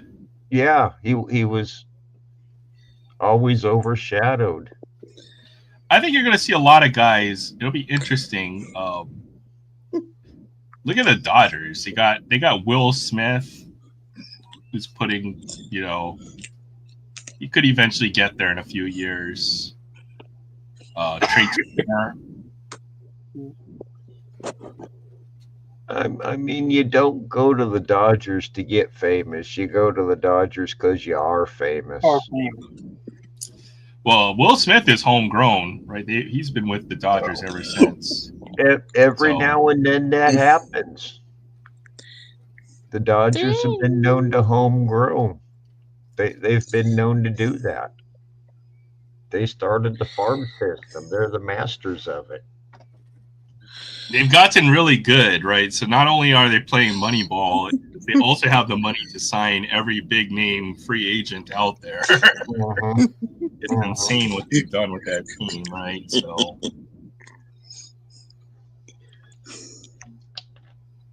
it's insane that the fans don't show up to that team till the third inning. Or they're gone by the time, if they're losing. Yeah. I mean, how the hell does that help the beer sales any? Well, it's all about those Dodger dogs, right? So wouldn't know. Never been to a Dodger game. That's what I've been told. Dodger dogs, gotta have a Dodger dog, and you gotta have a beer, and you gotta have a cerveza. My dad. I said at the bleachers in a Cubs game. My dad and mother said I was within a couple months of being at a Dodgers game because my mother was heavily pregnant when Dad took her to one. Probably the only baseball game my dad went to until I was a teenager. So it's like a regular freaking hot dog. Well, it is a regular freaking hot dog. It's nothing special, but that's always been. Yeah, I've never been to a major league game of any sort. It's on the bucket list. Actually, I've never been to any regular season professional sporting event. If you can, they're hard to get to, I suppose. I've been to 2 Major League Baseball games. Both of them in Kansas City in the mid '80s. I did see the big Cubs come to town here a couple times and play against the Iowa Cubs. That's cool. Yeah. It was shit. One of them times they had Greg Maddux pitch for the big Cubs down here while he was still a member of the Iowa Cubs. The Lakers used to come down here and play exhibition games in the preseason. They haven't done that for the last few years. But I do remember it was I did get to go to a couple of those games when they played. I think it was the Sonics when they were still the Sonics. The Seattle Supersonics. Although we'll say it wasn't the best era of Lakers basketball since their star players at the time were probably like Nick Van Exel and Eddie Jones or something like that. Oh, and Kurt Rambis was still playing. So Rambis was okay. He had the But glasses. Rambus couldn't lead an offense. He he was a good supporting member of an offense, but he Yeah. couldn't lead an offense. No, like I said, he was just okay. It's cool. Cool to see them up close. Sure. There's so basketball, like actual, even collegiate and pro basketball players, just a completely different level from anything you ever is. see. It It's is. crazy. So I've been to a couple big time college games, and they were fun. Yeah. Okay. I've seen a good number of basketball games. I mean, they were both Iowa State games, and Iowa State sucked then.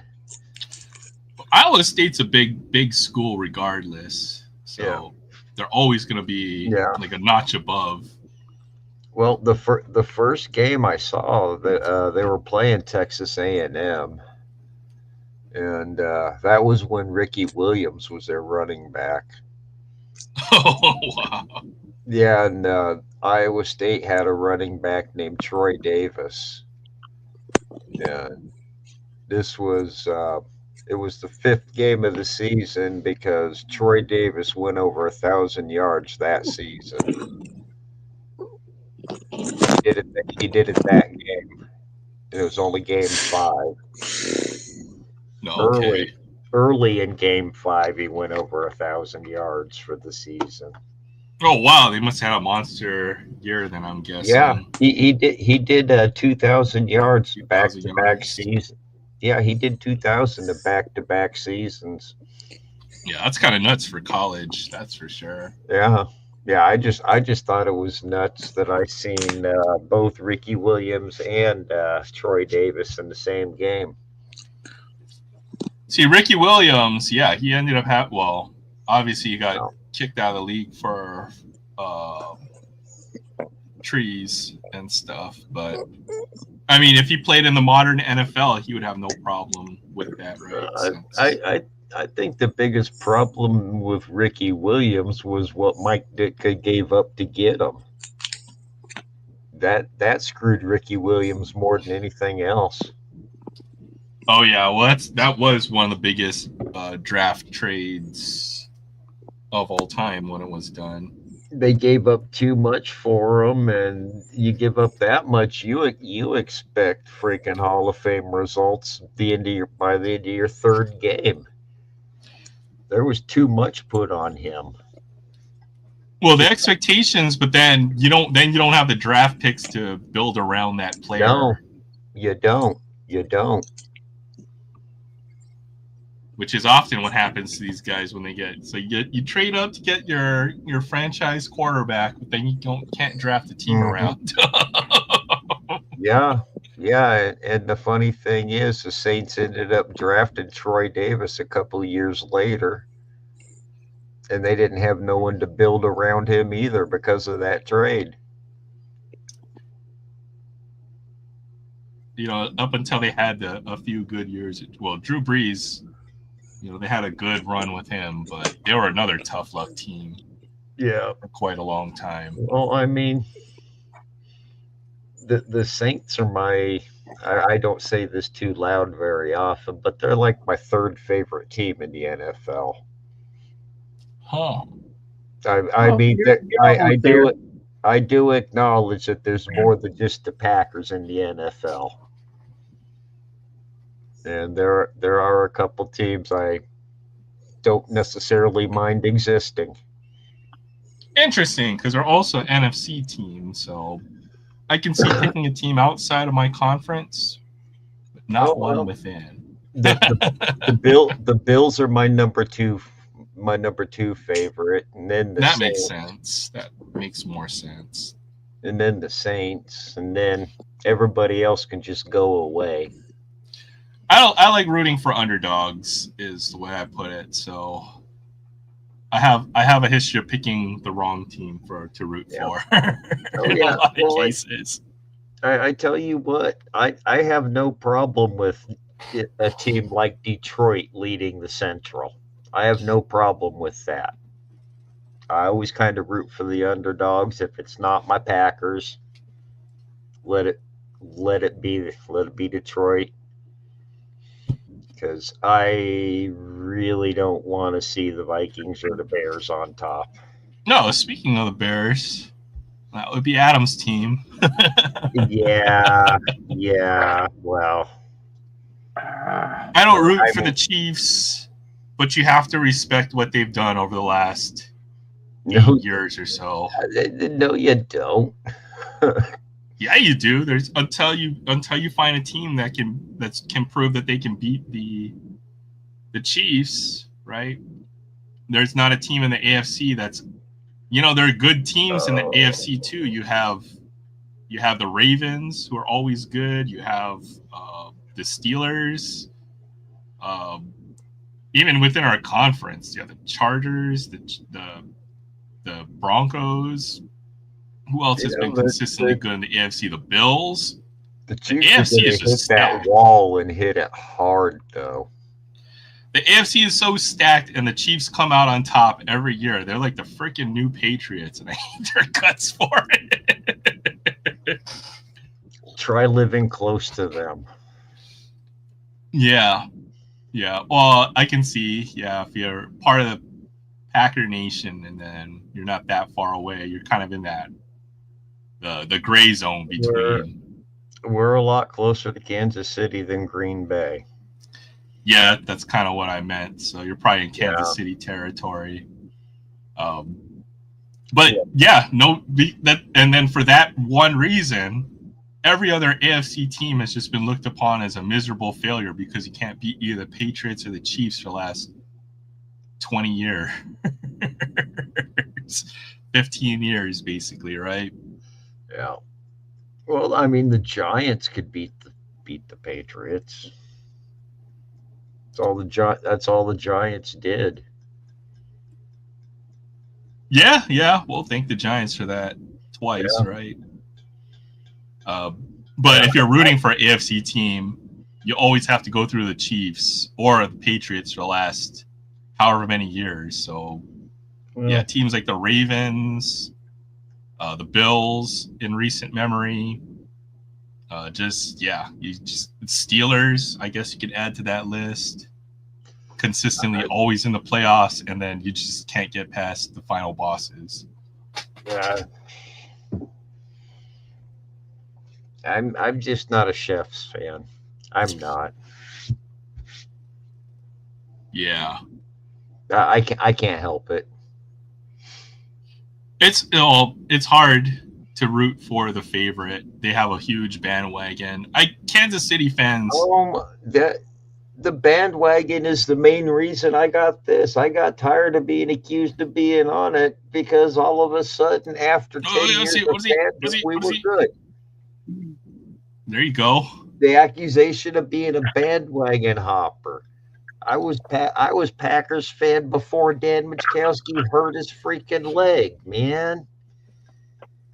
I never knock fans for being bandwagon fans because I saw a lot of Seahawks bandwagon for a few years. I would always go to the bars and watch games. You'd see half the bar kitted out with Seahawks gear when they were really good for maybe their 4-year run. I remember they were playing in the playoffs. I forgot what team. They were down by like 2 touchdowns and more or something at halftime. And then I watched a bunch of Seahawks fans walk out of the game. I was like, those are bandwagon fans. They won that game, by the way. So I don't you need to learn from Saints fans. Support your team no matter what. Hide your identity, but support your team. Yeah. I don't like leaving a game early. I don't. I mean, everybody leaves early, and it screws the traffic up just even earlier. Yeah. Besides, I paid to be entertained for the whole damn game. I'm gonna be entertained. Yeah, those 2 Giant teams, like the Giants were the only team that could beat Kansas City, and they had to make a miracle run to get there both years. But the Chiefs, I think, DK makes a good point. The The Chiefs were the weakest 15-win team I've ever seen. Mm-hmm. They probably should have been closer to, honestly, 10 or 11 wins last season. They got really lucky. They're still a good team, and obviously they're good in the playoffs. And until somebody can beat Kansas City, yes, it will be a more level playing field next season, but you still got to beat the freaking Chiefs if you want to show that you can come out of AFC. Until somebody beats them. I just can't wait for things to go back to normal. Explain normal for the NFL. When I didn't have to hear my friend the Chiefs fan go off on how Patrick Mahomes is already in the Hall of Fame and he should be. I should spend my Sundays worshiping him. So, well, he will be in the Hall of Fame. Oh no, he already should be there. He will be a Hall of Famer. Is he the greatest? Is he ranked among the greatest of all time? At least what he did in his first few years. You can't really think of another quarterback that had a better run. So yeah, no, but on the other hand, he hasn't put up big numbers as he has in previous years. Last couple of years have been kind of average from a statistical perspective. Yeah, let's see what he's doing 5 years from now. He doesn't have Tyreek Hill anymore. He doesn't have a peak number one target right now. But he still took them to a Super Bowl this year, so you got to put some respect on his name regardless. Oh my God, he's done things. He is one of the most elusive quarterbacks I have ever seen. Like, even if you've got him dead to rights, he'll still find a way to make a play. So he's a playmaker. You definitely have to respect Patrick Mahomes and what he can do on the football field. He's a good quarterback. I just don't think he's Hall of Fame worthy yet. Yeah, well, by the time he's still young, right? Yeah. He will eventually. He keeps this up, he'll get my vote. He just got to prove himself a little bit longer. But even a lot of short timers or guys who had relatively short careers, you could argue that he's already surpassed a lot of folks on that list, right? So, yeah, he will be a Hall of Famer. Even if you're retired today, he'd probably be a Hall of Famer. Just with the number of Super Bowl, just with the postseason success, and the fact that he's had a couple of monster years. Yeah. Now, would you say the same about certain other quarterbacks who are his peers? Yeah. Is Josh Allen a Hall of Famer yet? Is Lamar Jackson a Hall of Famer yet? Lamar Jackson could very well be in the Hall of Fame. Lamar Jackson probably, because what does he have, 2 MVPs now? Something like that, but something like that. Again, he hasn't been around. I mean, maybe I'm just an old man who thinks you need to play for 20 years to get in. But yeah, that's exactly the point. Getting to a Super Bowl, you can't be a bad team and make the Super Bowl. Put it that way. You still have to beat conference champions. You have to beat the hottest teams, the hottest wild card teams. It's all when you get hot, man. Well, the Chiefs always found a way to win last season. That was their calling card, right? They still won 15 games. They still got to the Super Bowl. They got exposed in that Super Bowl, but maybe it was they got out-coached or out-schemed. But next season, you can't write the Chiefs off. They'll still be at least the leading we won. No matter what they do. We won 13 games last year. We didn't get 13 games, and you probably only lost to like the Vikings. we lost the Bears. We lost to the Vikings. Bears. Yeah, I did not like Bears. We did last year. Yeah. Yeah. It's last season. Yeah. Yeah. I was not happy about that. That was probably the toughest loss of the year. That one right there. That was a tough one. Oh God, I don't like losing to the Bears. Not at all. I mean, with the exception of the Bears, the teams we lost to were all playoff teams. Vikings and the All Lions. all double wins. Yeah. Yeah. Without Saquon, the Eagles don't win last year. Maybe. Philadelphia also played really well on the other side. Like they pretty much stopped the game plan of the Chiefs Yeah. in the Super Bowl. I'm a firm believer in any given Sunday, man. Yeah, you show up to play to win, and Yeah. You play to win the game. Mahomes just couldn't get started in that first half, and that kind of snowballed to their loss in the Super Bowl. Yeah. But on the other hand, Philadelphia with with Saquon and the way that it opened up their offense is pretty crazy. So yeah, they couldn't have done it. Saquon was instrumental to that Super Bowl by far. It'll be a fun year next year in football, though, that's for sure. The Raiders will be better. They'll be competitive. They're not going to be good. I'm hoping we win 9 games, and maybe we win 10 or 11 and squeak into the playoffs. That's where I put the Raiders. That's optimistic. I just do not want to finish third in the division again. That if we finish second, maybe. If you finish third and you make the playoffs, though, I think it's, as you said, you guys won 13 games last year. Yeah. Yeah, and finished third in the division. And finished third, right? I remember seeing some, like it was an AFC or NFC West, I think, one year, where you had the Niners, the Seahawks, and the Cardinals. The Cardinals didn't make the playoffs as like a 10-win team, which used to be pretty sad when that happens. So it happens. Yeah. Yeah. Meanwhile, you got a team that won 7 games in the playoffs, and you're just outside looking in. Yeah. So division games always matter. Yeah.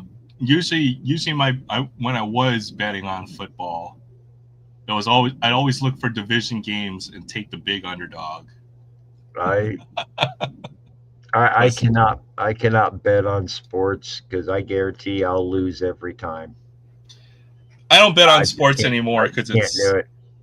No, it's too. It basically is. Well, it's gambling. I don't encourage gambling of any. Well, I'm ripping packs of cards. It's basically the same thing. I mean, if you keep it under control, I got no problem with it. But the problem with it is keeping it under control, to be honest, right? Because yes. I mean, the winning gamblers have the discipline not to chase losses or how to book a win. Is the hardest thing to learn. It's not picking the teams or knowing which team to pick. It's being disciplined with your betting and your bankroll and keeping your emotions in check when you start tilting and losing. You can go downhill real quick, right? Yeah. So know when to hold them, know when to fold them. All right, Adam. Have a great weekend. Thanks for stopping by. I hope you have a great night at your trade night at LCS. Yeah, have fun. Get some great pickups. Yeah, I'm about to go the way of Adam. You want to do a Free Up Friday? Oh yeah, we can still do that. I'll tell you what. Before we get started, this actually goes to the card that I'm going to open. Let's see if I can get this on the screen.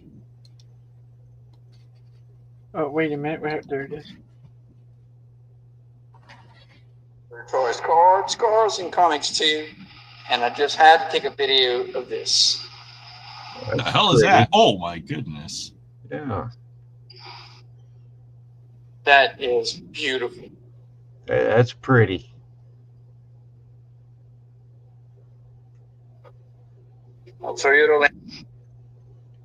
So that's a Toyota Land Cruiser that I saw. Did you make them an offer on it? I wish. Hey, that is pretty cool. That'll be a nice one to free it. That's for sure. You ready for this torture? Let me go ahead and show this one. He was gone when we did this. Are you familiar with that? Oh. And that's the Toyota Land Cruiser treasure hunt. Oh, that's so cruel. That's so cruel. You've exposed it to the elements. These cars are meant to be played with. They're meant to be played with. Some are. That one is not meant to be played with. That one's meant to be cuddled and loved. I know, but then now you can do it without the protective blister. Didn't you ever get taught about safe cuddling? Well, I've got a nice little display case that it stays in. So do I.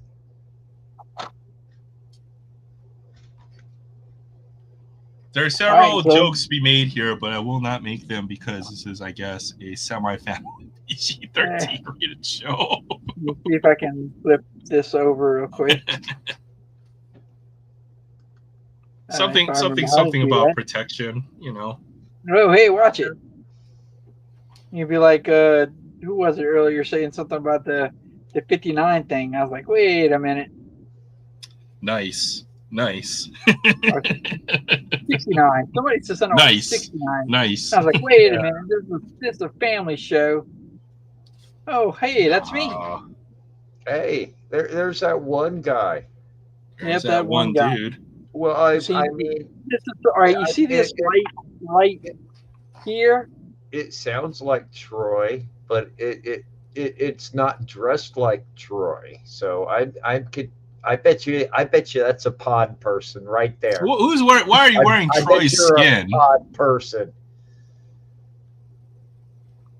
Actually, I thought about I have to go pick up Edison from camp tomorrow, and I thought about shaving because he's been asking me to do that for a while.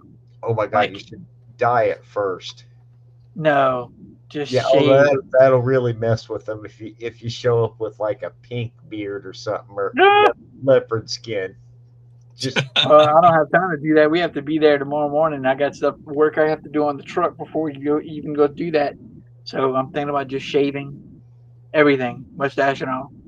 Oh my God! No, just keep it all on there and save the shaving. Or that's like 2/3 of your hair in your head, though. Yeah. You're so funny.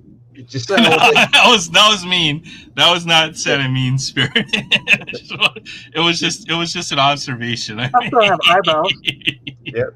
Just comb it up, man. Don't shave that. If anything, right? Yeah. All right. So yeah, you have your car ready? I got my car. All right. Well, hi. I'm Troy with Troy's Cars and Comics 2, and I'm with Aaron and JT. And we're on Aloha Friday. Aloha, everyone watching. And we're going to do a little something we call Free It Friday, where we take a die-cast car, just like this one, and pop it open from the blister. And since I have my car ready, I'm going to go ahead and pop it out. So, ready? Let's go. Gotta get the ASMR portion of this segment. So this is the Toyota Land Cruiser in blue. This actually is an old casting I had. I had this one in a drawer from 2021. So I wasn't actually going to open this one, but the video I showed to Aaron a minute ago, I saw, this truck, except for the bed in this truck has this headache rack and it's got an upper piece on the bed, but the truck that I saw in a parking garage was this truck. Blue and everything. It was just awesome. Look at those wide wheels on that one. That's cool. So, and I love that white Toyota on the bed. It'd be so nice to have one of these. Shirt I'd with drive that sucker everywhere. the truck. So what you got, Aaron? All right, I've got my car. I've had this one lying around for a minute, so we'll go ahead and do this one tonight. I've got a nice VW Custom. That is nice. I've always liked the Vanagon VWs. Well, I know there's a cult following for them nowadays.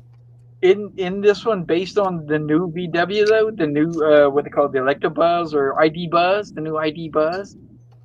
Is there a new VW? I thought this was like the Vanagon look, that square Volkswagen van, but it could very well be. A new Volkswagen van called the ID Buzz. It's all electric. That's pretty cool. This one's got almost like is that a spoiler for the truck, basically? Like aerodynamic. Looks like it's like a boat truck, van, something. It's awesome. Kind of cool. Can't go wrong with these. I don't know why. So VW T3 Custom, made in Malaysia. Not a whole lot of detail, but the aerodynamic styling on it is definitely different. Look, you can basically have a hole in the It's a whistle, Aaron. No, you got to put your lips all the way up onto it and blow. I will not do that. This is a family show.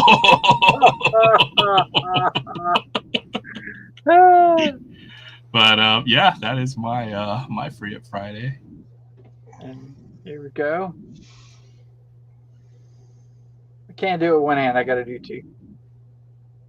Pretty cool. Oh, you got to do the Reese thing, right? Where you gotta.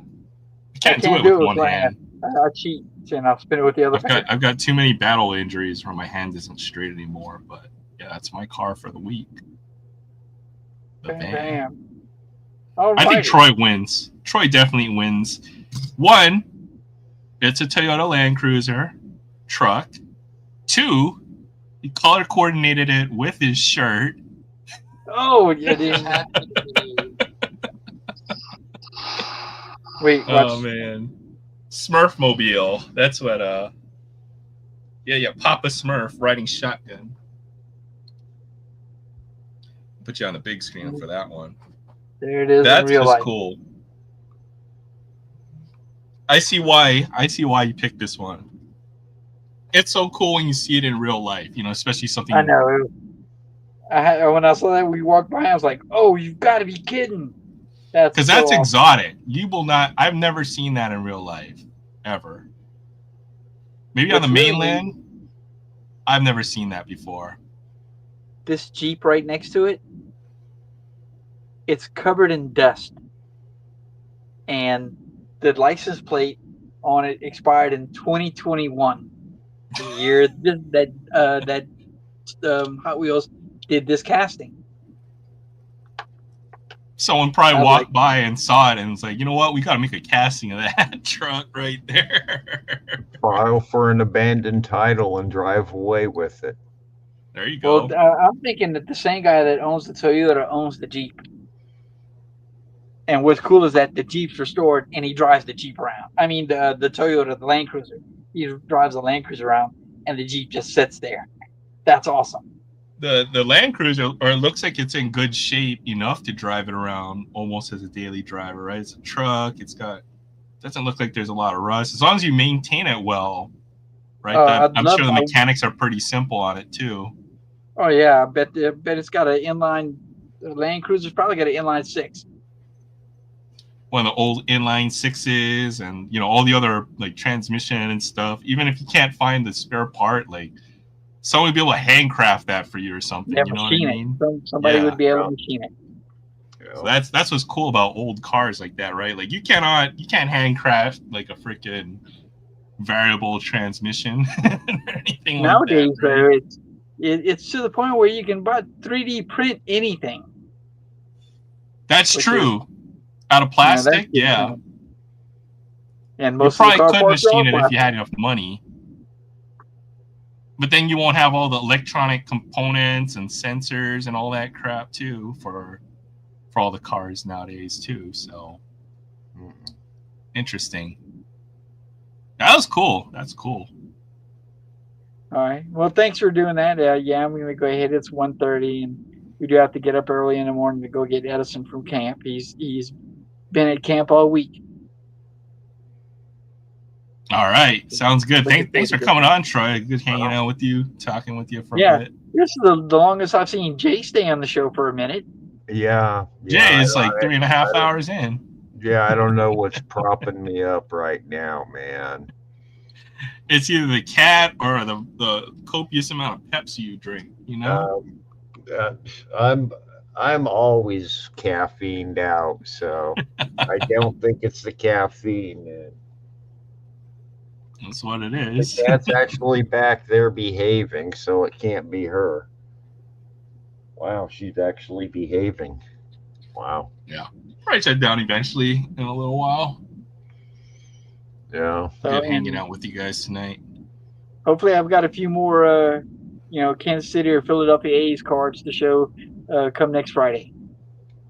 Yeah. I see a whole bunch of new ones that you've added to the collection recently. So either that or some of those 1968 play cards that we were just talking about. Those would be nice. Yeah, for sure. I just got to put everything in a box and mail it to you. Then you'll have a couple of your own vintage cards to show. Get there. For sure. But I mean, the biggest thing, well, not the biggest thing, but one of the things that would be nice is that those 3 pro debut cards that we're talking about would help me finish the set. All right, I got to get those, at least those to you, so you can finish out that set. So for the Stadium Club, you'll be close to finishing. I couldn't finish any of your sets, but you'll be a few cards away, so that you can tie up those sets. So cool. Yeah, and I've been having my eye on a 2001 or 2002 Stadium Club box. There's a guy that's on. He's local, but he's got a box on eBay, a green box for, I think it's $199, but it's really only worth about $150. So I was thinking about trying to catch him one day and offer him $150 cash for it, and see if he'd take it. Yeah. Then I could open a whole box of 2002 Stadium Club. That would be fun. Yeah, if you can get that wax for the market price, then that might be one way to do it. Then we could build that set. I don't have that one yet. Could be a big one. I'm not sure one box will do it, but it'll be a start. More. Yeah, well, I mean, trying to get I've got the 91, the 92, the 93, and then skip the whole middle part and then start again in 2021, I think. There's a lot of Stadium Club sets out there, so yeah. Plus, there's a few years where they didn't print the Stadium Club cards. That was kind of, But for the most part, I'd like to try to go ahead and build them all out. That'd be kind of cool. That's to build it, because it's easier to build, I guess, certain sets, right? But like once it gets to like the more specialized sets, it becomes very difficult to build the sets. So. Yeah. And I'm not trying to do master sets. I'm not trying to do a bunch of inserts and stuff like that. Just base sets. Yeah, master sets are no bueno. Yeah. I like the strange sets. Yeah. But the Stadium Club stuff, especially the newer ones, the photography is just it just got better. Every card looks like a short print, right? Yeah, the 91, 92 stuff was just a bunch of just like the older, 60s and 70s cards. There were no action shots. It was all just portraits. Yeah. Portrait photographs and stuff like that, and staged. Well, you have like the late 60s, early 70s Johnny Bench stuff where he's basically just squatting with a mitt on, no gear, no mask, no anything else. And then not until about 73, they started actually doing better action shots. But then early Stadium Club, same thing. They started with portraits, but it just eventually got better to where the majority of the set was beautiful, action shots. I mean, In the air dives and had looking good. up, catching. I think they finally found the niche with that set, right? Where now it's really known for that, right? Yeah, My I only think complaint I about think Stadium Club is it's borderless, and for whatever reason, like they put a different glossy finish on it, so it has a tendency to stick. Mhm. That's my only complaint with Stadium Club. So other than that, yeah, I love the set. It's a great. It's tough to finish too because obviously you're not getting full packs. You're not getting packs of 16 cards. Usually the packs of 7 or 8 cards. Yeah. So it It's takes like several Chrome without being boxes Yeah. to finish the set. Yeah. Yeah, good luck finishing like 2022 Stadium Club Chrome. I think that's like a 600 card set. Yeah, but I don't do any Chrome. I can't honestly cannot stand Chrome cards. I know, but a Oh, 600 card wait. Chrome set is freaking insane. Yeah, I think Stadium Club Chrome for like 22 is 600 cards. So that's good luck trying ridiculous. to finish that set. Well, I'll still, one of my more expensive non-modern or not modern, not vintage sets is actually the 2017 and 2019 Heritage.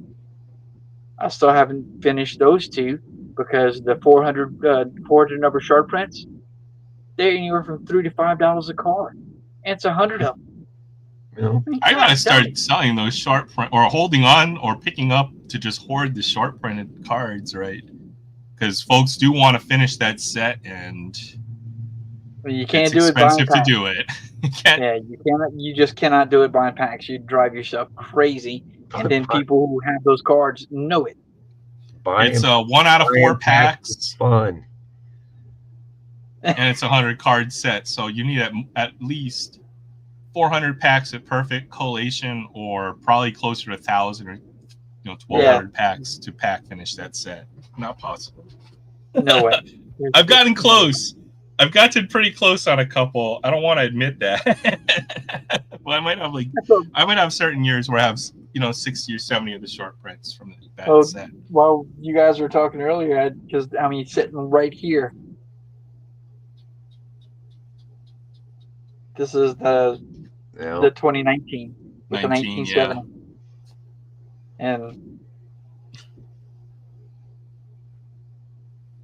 this is not even all the extras. This is just a few. It's that 400 card base set plus a 200 card high number.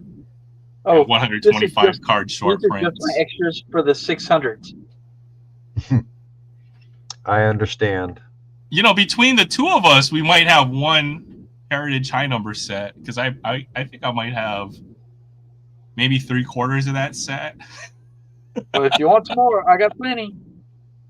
You know what? I'll look to see for that set, because maybe I can finish Heritage high number 2019. I don't need the high numbers. I need the 400s. You know what? I probably have. I don't think I have more than half of the base set, but I can look for those as well. Yeah, on those I've got 1 to 400, I think, complete, and then 5 to 699 complete, and I think I have almost all. Do you have any extra cards for Heritage from 2020 to 2023? At least the 1 to 400 portion. Possibly, and I'd give those to you, because the 2017 I built because it's the 1968.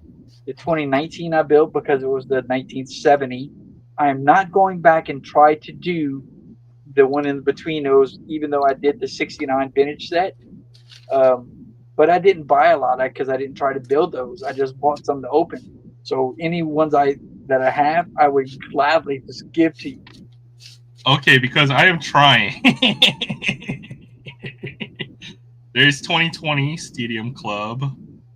There is 2019 Stadium Club. I'm literally 9 cards away from that set. There's 24 Heritage. I'm missing 3 cards from the low part. No, actually, you know what? I'm missing 1, 2, 3, 4. I'm missing 9 cards from that set. 22 Yeah. Heritage, I'm missing 5 cards, so I'm pretty close to finishing those. I need to finish those sets. 24 Stadium Club, and then I did 25 Heritage recently, so I'm about 15 cards away from finishing 25 Heritage. Holy 1 smokes. to 400. That's your 25 Heritage? How much did you buy? But like, okay, so the mega boxes are like, you know, they give you 100 something cards, maybe about 4 or 5 mega boxes, plus the 2 hobby boxes. I guess we opened on the channel. That's a It lot. is a of lot. cards. It is a lot. We're close, but I'm close to finishing that set though. Well, any of them, yeah, like I said, any of those that I find, I'd gladly hand them over. The extras, of course, on the Stadium Club, but on the Heritage, I'd give you any and all that I've got. All right. Well, I got to get my checklist in order. You don't know how much 22 Heritage high number I've got. I've got a lot of that, right? So because it got so cheap, I was getting in the hobby boxes for like $60 at one point. Oh, darn. That's bright. The problem with going back and finding those is since I didn't. Let's see, what's this? No, this is a standard. I've got a few more. Like, I know I've made every Topps base set since 2020 at least. 1 to 660, I guess, for certain years. 1 to 700 in the recent years, and then the not the high number update series. So finish those sets. Oh, freaking 2024 Stadium Club. I'm missing 1 card. What are you missing? Is that a 0 or an 8? It's 280 or 288. I don't know which one. It's probably 280. Hold on. 2024, you said? Yeah. I gotta run, guys. I'm old. All right, Jay. Thank you for coming on. Thanks for hanging out. Good times, man. Take care. Have fun, people. I'm going All right. to bed. I'm going Good to night, bed. Jay. Yeah. 100 degrees here tomorrow. Oh, dang. Yeah, that's okay. But go away, y'all. I'm out. All right. Get off of Jay Thompson's lawn. Have a great weekend. Ladies, man, get some sleep. I'll look to see exactly which cards I'm missing. I'm pretty close to finishing those Stadium Club sets, though. Heritage, I'm pretty close. I just have to probably just buy a few cards to finish that one. Those sets off. Is this all the checklists? I know I have another book like this with a few others. All right, the 2024 280 is Roger Clemens, and 288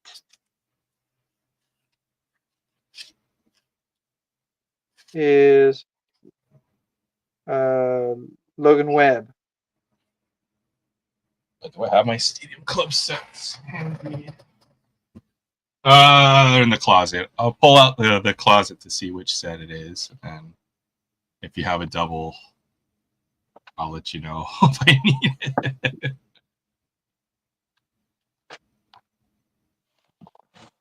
I was looking at my Allen and Ginter as well. Those are tough sets to finish too.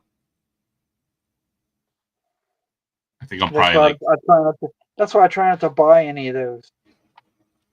I'm probably like 40 or 50 cards away from finishing pretty much every year Allen and Ginter. And I like the Allen and Ginter because isn't it still printed on cardboard? Yeah, it's printed on that matte cardboard too, where it doesn't have a glossy finish. Right. Well, I've got some of the minis lying around.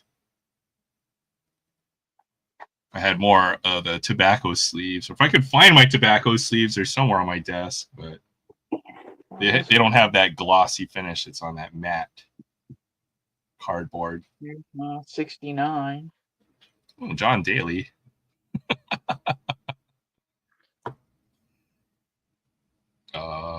is this? See, my 69, my 68, 69, and 70 are sitting right here. I know I bought a couple cool minis that I pulled. Nice. That were part of this. So I don't have any stadium right there.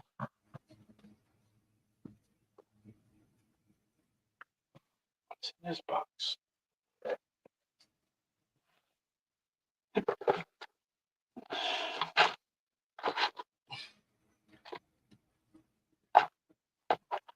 Just piles and piles of stuff. It's just a box of sleeves. Someday I will get sorted. Like I said, sorting is a never-ending battle. If you're going to sort. I did find this I had, which was from 2019, Allen and Ginter. Nice. That's what they call those, stained glass. The stained glass. I've never seen another one since, right? So this might have been like one of the first quote-unquote hits I ever had. I didn't realize how rare of a card it was at the time that I pulled it. But it's a Trey Turner mini, which is pretty cool. He's could be a Hall of Famer if he has a few more good years. Yeah. And this is another nice one, the Chrome Mini of Ohtani. Man, I was looking through some stuff. I've got all kind of Ohtani rookie cards just sitting around in other sets and stuff like that. They're worth good money, so even to pull them out of the set, I know it's hard to pull it out of the binder, especially when it's like in the... Can't do that. Yeah. It's going to sit there. That's my problem when I make complete sets is I know those cards are sitting in the sets, and then you can't you got to display them with the set versus plus I'm not in a player collection, right? Yeah. There's a Skeens mini.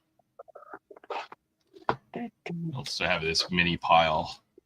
Okay, that is not what you think it is, but this is a scratch and sniff. Apparently, I've taken it out. You rub it, and it smells like mint. Oh, it's mint. Okay. Yeah, it's not another. It's not another interesting herb. Cannabis. Yeah, if you had that one and you could scratch and sniff that one, I'm sure that would be worth money. Was that a Joey Bart auto I saw? Yeah, Joey Bart auto.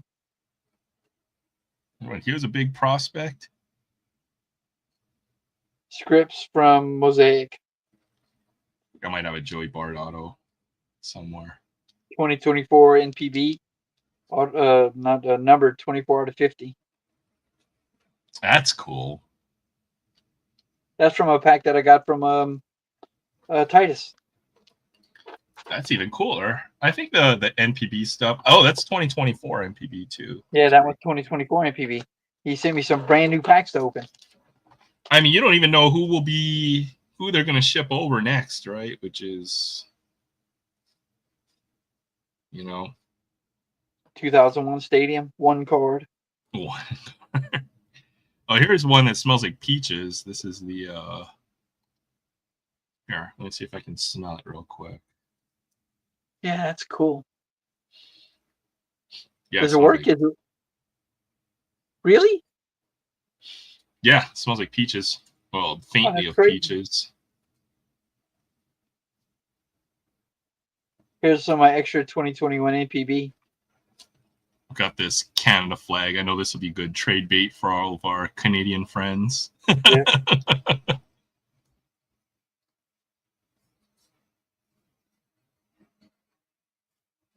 Samurai, Yamasaki, Sai Sneed, Akinobu Okada. Yeah, I got a couple of the Rokies from 2021 NPB Chrome when I made that trade with Paul. So, yes, he got my Jackson Merrill autograph and a lot of other good stuff. But I got some cool Ohtani cards and the Roki Sasaki's, so plus a bunch of other stuff he threw in. So that's cool. Shout out to Paul on that trade. It was for one of the I think the 2013 BBM Otani cards. Although I have a suspicion that one may be a reprint. Oh, that sucks. I think one is authentic, and then the other one, the second one, might be a reprint. Now, this is a Tyler Austin card for 2021 NPB. Oh, that's cool because he's a foreigner who plays in the NPB, right? He used to play for the Yankees. He played like a season and a half with the Yankees. Then he got traded around a little bit before he ended up going to Japan. I've got a game-used autographed bat for Tyler Austin. That's cool. It's one of my very few game-used autograph items. That's cool. A game-used bat. That's awesome. Takada, Shotoabe. I would collect memorabilia, but I don't have the space to collect the memorabilia. So you have to do it all in cardboard. Like if I could have like signed baseballs. You got plenty of cardboard.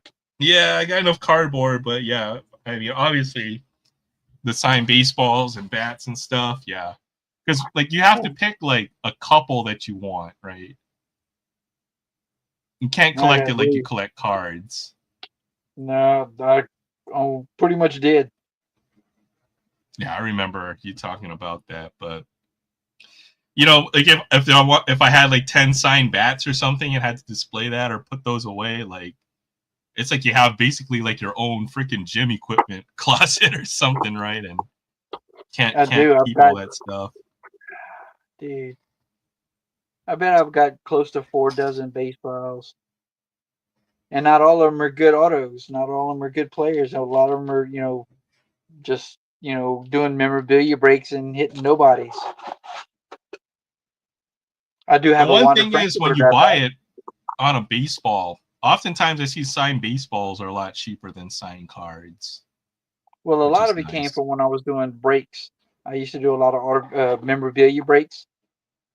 The memorabilia breaks were a cheaper way to try to get autograph stuff. If you got lucky. See, I would look for. I've seen a couple instances where you can buy a basketball, like a real NBA basketball with the autograph on it, cheaper than you can for like the basketball at retail. So I was thinking of go pumping up one of those balls and trying to play with it if I were gonna get into the memorabilia game, just so I could go play basketball. Buy a signed basketball and then go. I've got a Wander Franco autograph bat. Okay, would you want to break the bat, or would you want to break something with it? Well, I put it up for sale. I was gonna put it on eBay for like $50 the week that he got arrested. Well, I mean, a bat is a bat, right? So I guess you could go and take that out and go play baseball, right? Or hit a batting practice or something. That's what I would do with all this stuff that 2023. Where's your 2023 list? Stadium Club. 2023 and 2024. Wait, 2024 is the one that you had 280. You needed 280 on, right? Either 280 or 288. Oh no, dadgummit. Well, they were in order. Oh, 2024. I need a lot, actually. Okay, I take that back. This is my actual 2024 Stadium Club list. I'm missing 2. It was 288. I started on one page. I don't know what happened, but this is my real 2024 list. I need at least looks like 25 cards or so. Well, I don't know if this is what I actually have of the set or if this is the extras. You better keep it until I ship my doubles over to you, I think, and then sort things out later. I'm in no rush, anyways, to get more cards. But Well, I've got 291 on 2020 4. I've got two 291s right there. Those are Bryce Harbor. Bryce Harbor. List. Might be in another book. I've got like a couple of these books. So got to go and put it into a real book that I have for my sets. Oh, number to 199. Oh, it's a green. Oh, Mike Schmidt. That's pretty nice. And it's numbered to, that green is numbered to 199. That's pretty cool. I pulled one low numbered card from Stadium Club. That was really nice. They're hard. They're pretty tough to pull. Yeah, anything at Stadium Clubs. Oh, they had it out here somewhere. Let's see. Who's that card? What's that? I don't know what that is. I know it's a Pokemon. I don't know which one. That's like Lilligant or something like that. It's a pin. It was in the same box. Oh, it's an auto for Cam Eden of the Blue Jays. There you go.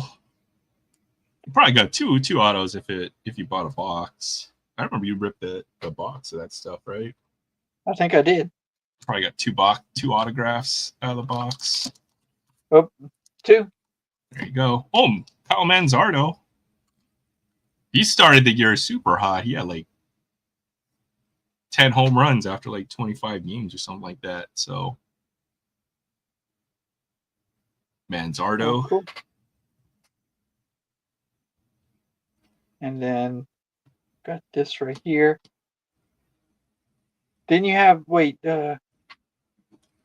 think I have a Oh, the triumvirates. Those I know Rex and I were talking about those cards. Those actually sell for pretty decent money. If you want to try to get something out of that card, yeah.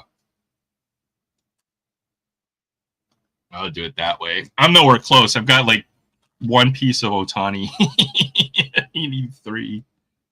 So, that's right. I had a duplicate that Rex was interested in. We might make a trade. I picked up a Randy Johnson from Christian. There you go.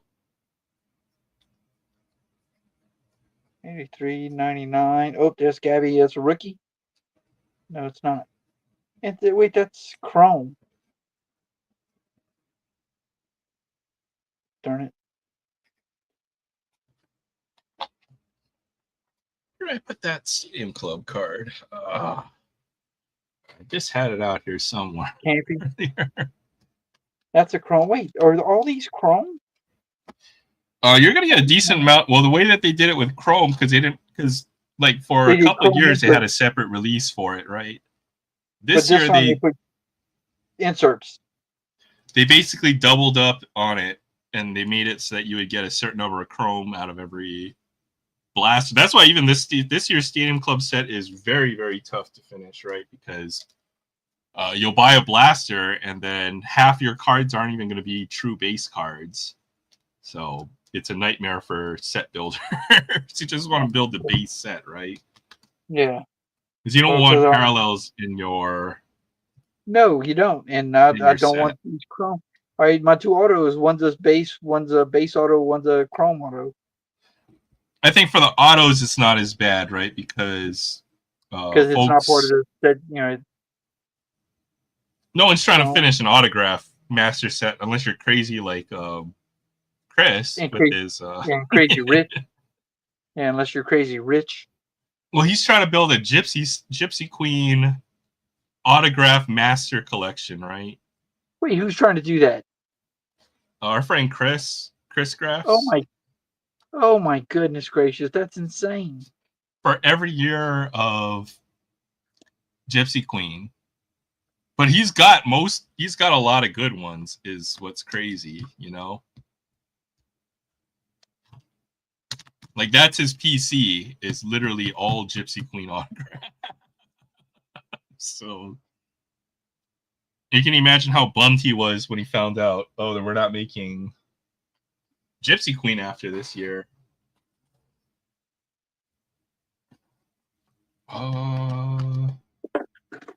Anyways, it was a Cal Ripken card. to 35 or something like that. Or what? Where did I put that card? I swear I just had it around here somewhere. Thomas. Oh, it's probably a pile.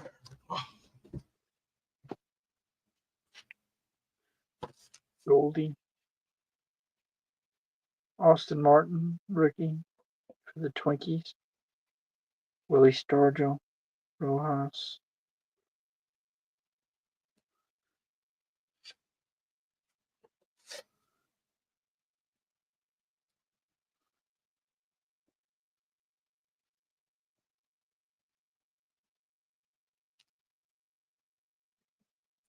Blaze Alexander, Diamondbacks. There you go.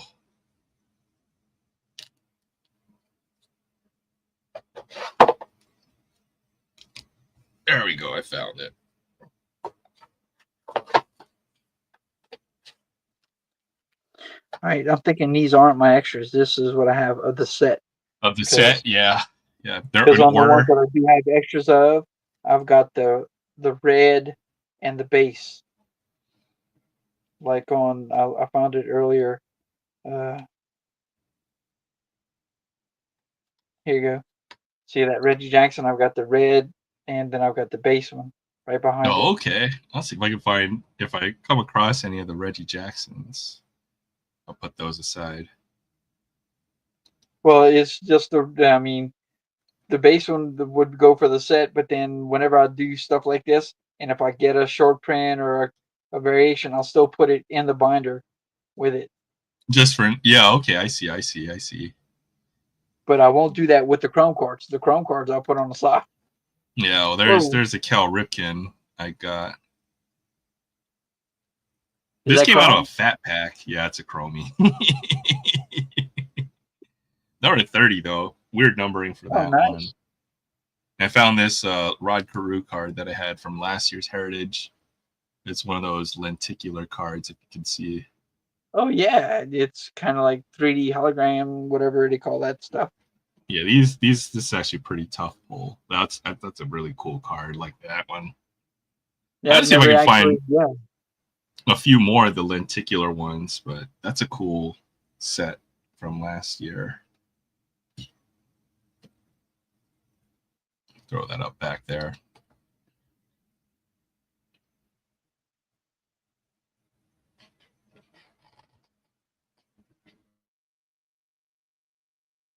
As well, though.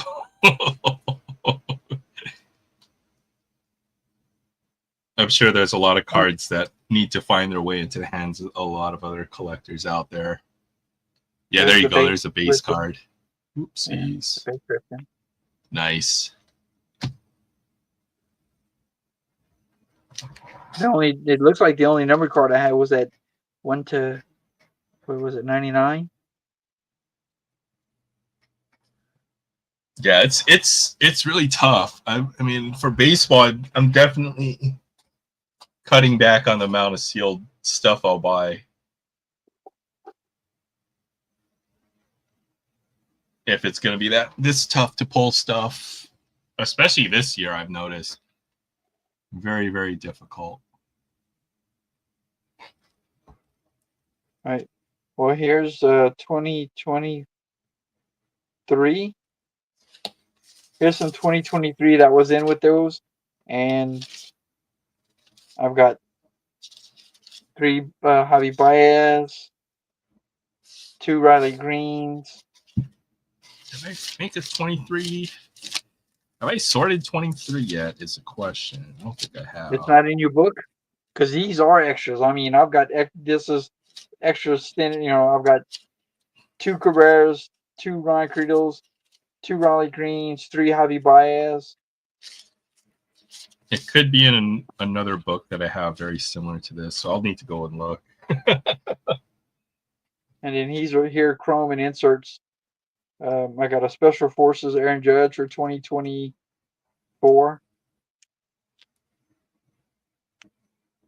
Vladdy Guerrero Jr. Power Pack. Roy Campanella. Oh, that's got to go with my Brooklyn Dodgers. Dodgers. PC. Yep. And it's a Stadium Club Chrome. This is a Logan O'Hoppy or Logan O'Hop, but it's a geared up catcher, so that's got to go with my geared up catcher cards. Buster Posey, Gunnar Henderson, Special Forces card. It's not even sleeved. Christian Yelich, Noelle Marte, rookie card, Virtuosos of Velocity.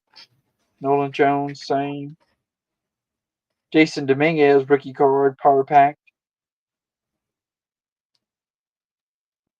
Vladdy Guerrero, Stadium Club Chrome. Oh, Gabby Chrome. That's got to go into my. That one's gone. And then there's My Pizza. Oh man, that's nice. See, that's what Stadium. That's what I expect from Stadium Club right there. That's nice. Too bad it's a chrome car. But it's going to go on my catcher card. Yeah, that one's going to go on my catcher card. Seeing that's not even a Stadium. It was on another stack. I just picked it up. But oh, nice. Yachty. Yep. Nice action shot. I like my geared up catcher cards, man.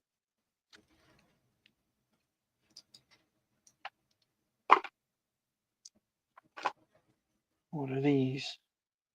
These are update 2023 update that haven't made it to the binder yet. Yeah, 23 update. That's a set I'd not buy a whole lot of, so I'll be happy to make one set of 23 update. So apparently this is a fat pack that I opened, and it just ended up in that box. I gotta go still find where I've got it at and put it in with the rest. Yeah. And that's what I was saying earlier when I first started looking into these boxes. Stuff like that, like even the Stadium Club cards that I have that that aren't sorted. If I open them and they ended up on the table, and then let's say we're having company over to eat, table had to get cleaned. I just grabbed the box and started putting cards in a box. Oh, phone's dying. Okay. Well, Troy's battery went down to 1%, I'm guessing, so I think that's where we'll probably call it then. That freeze frame of Troy right there. the moment of panic. I'm just kidding. I love you, Troy. Thanks for coming on tonight. I had a fun time chatting. Yeah, I'll try to sort out some stuff and then try to make our ways with some trades. So yeah, let's call it for tonight. 4 hours 17. Thanks for hanging out with us tonight. Everybody's in the chat. Much love, Lucy Warren, hanging out with us tonight. I'll have to stop by when I get a chance. DK, Barry, Domino, Julie Farnham, all the legends. So many others that I can't name out there, but who stopped by tonight. But as always, just always a good time. I certainly will need to continue to sort all this stuff I have and get some stuff to folks. But thank you guys for hanging out. We'll do this again next week. Yeah, I think we're like at a year and a half or more of Aloha Friday. And what a way to start my weekend is to have the pleasure to hang out with all you guys who make the show possible. So with that said, everybody have a great weekend, and I will catch you guys later. Take care. Have a great weekend, and I'll probably catch you guys around somewhere during the weekend. Summer of Tony. Let's go. All right. Good night, everyone. Take care.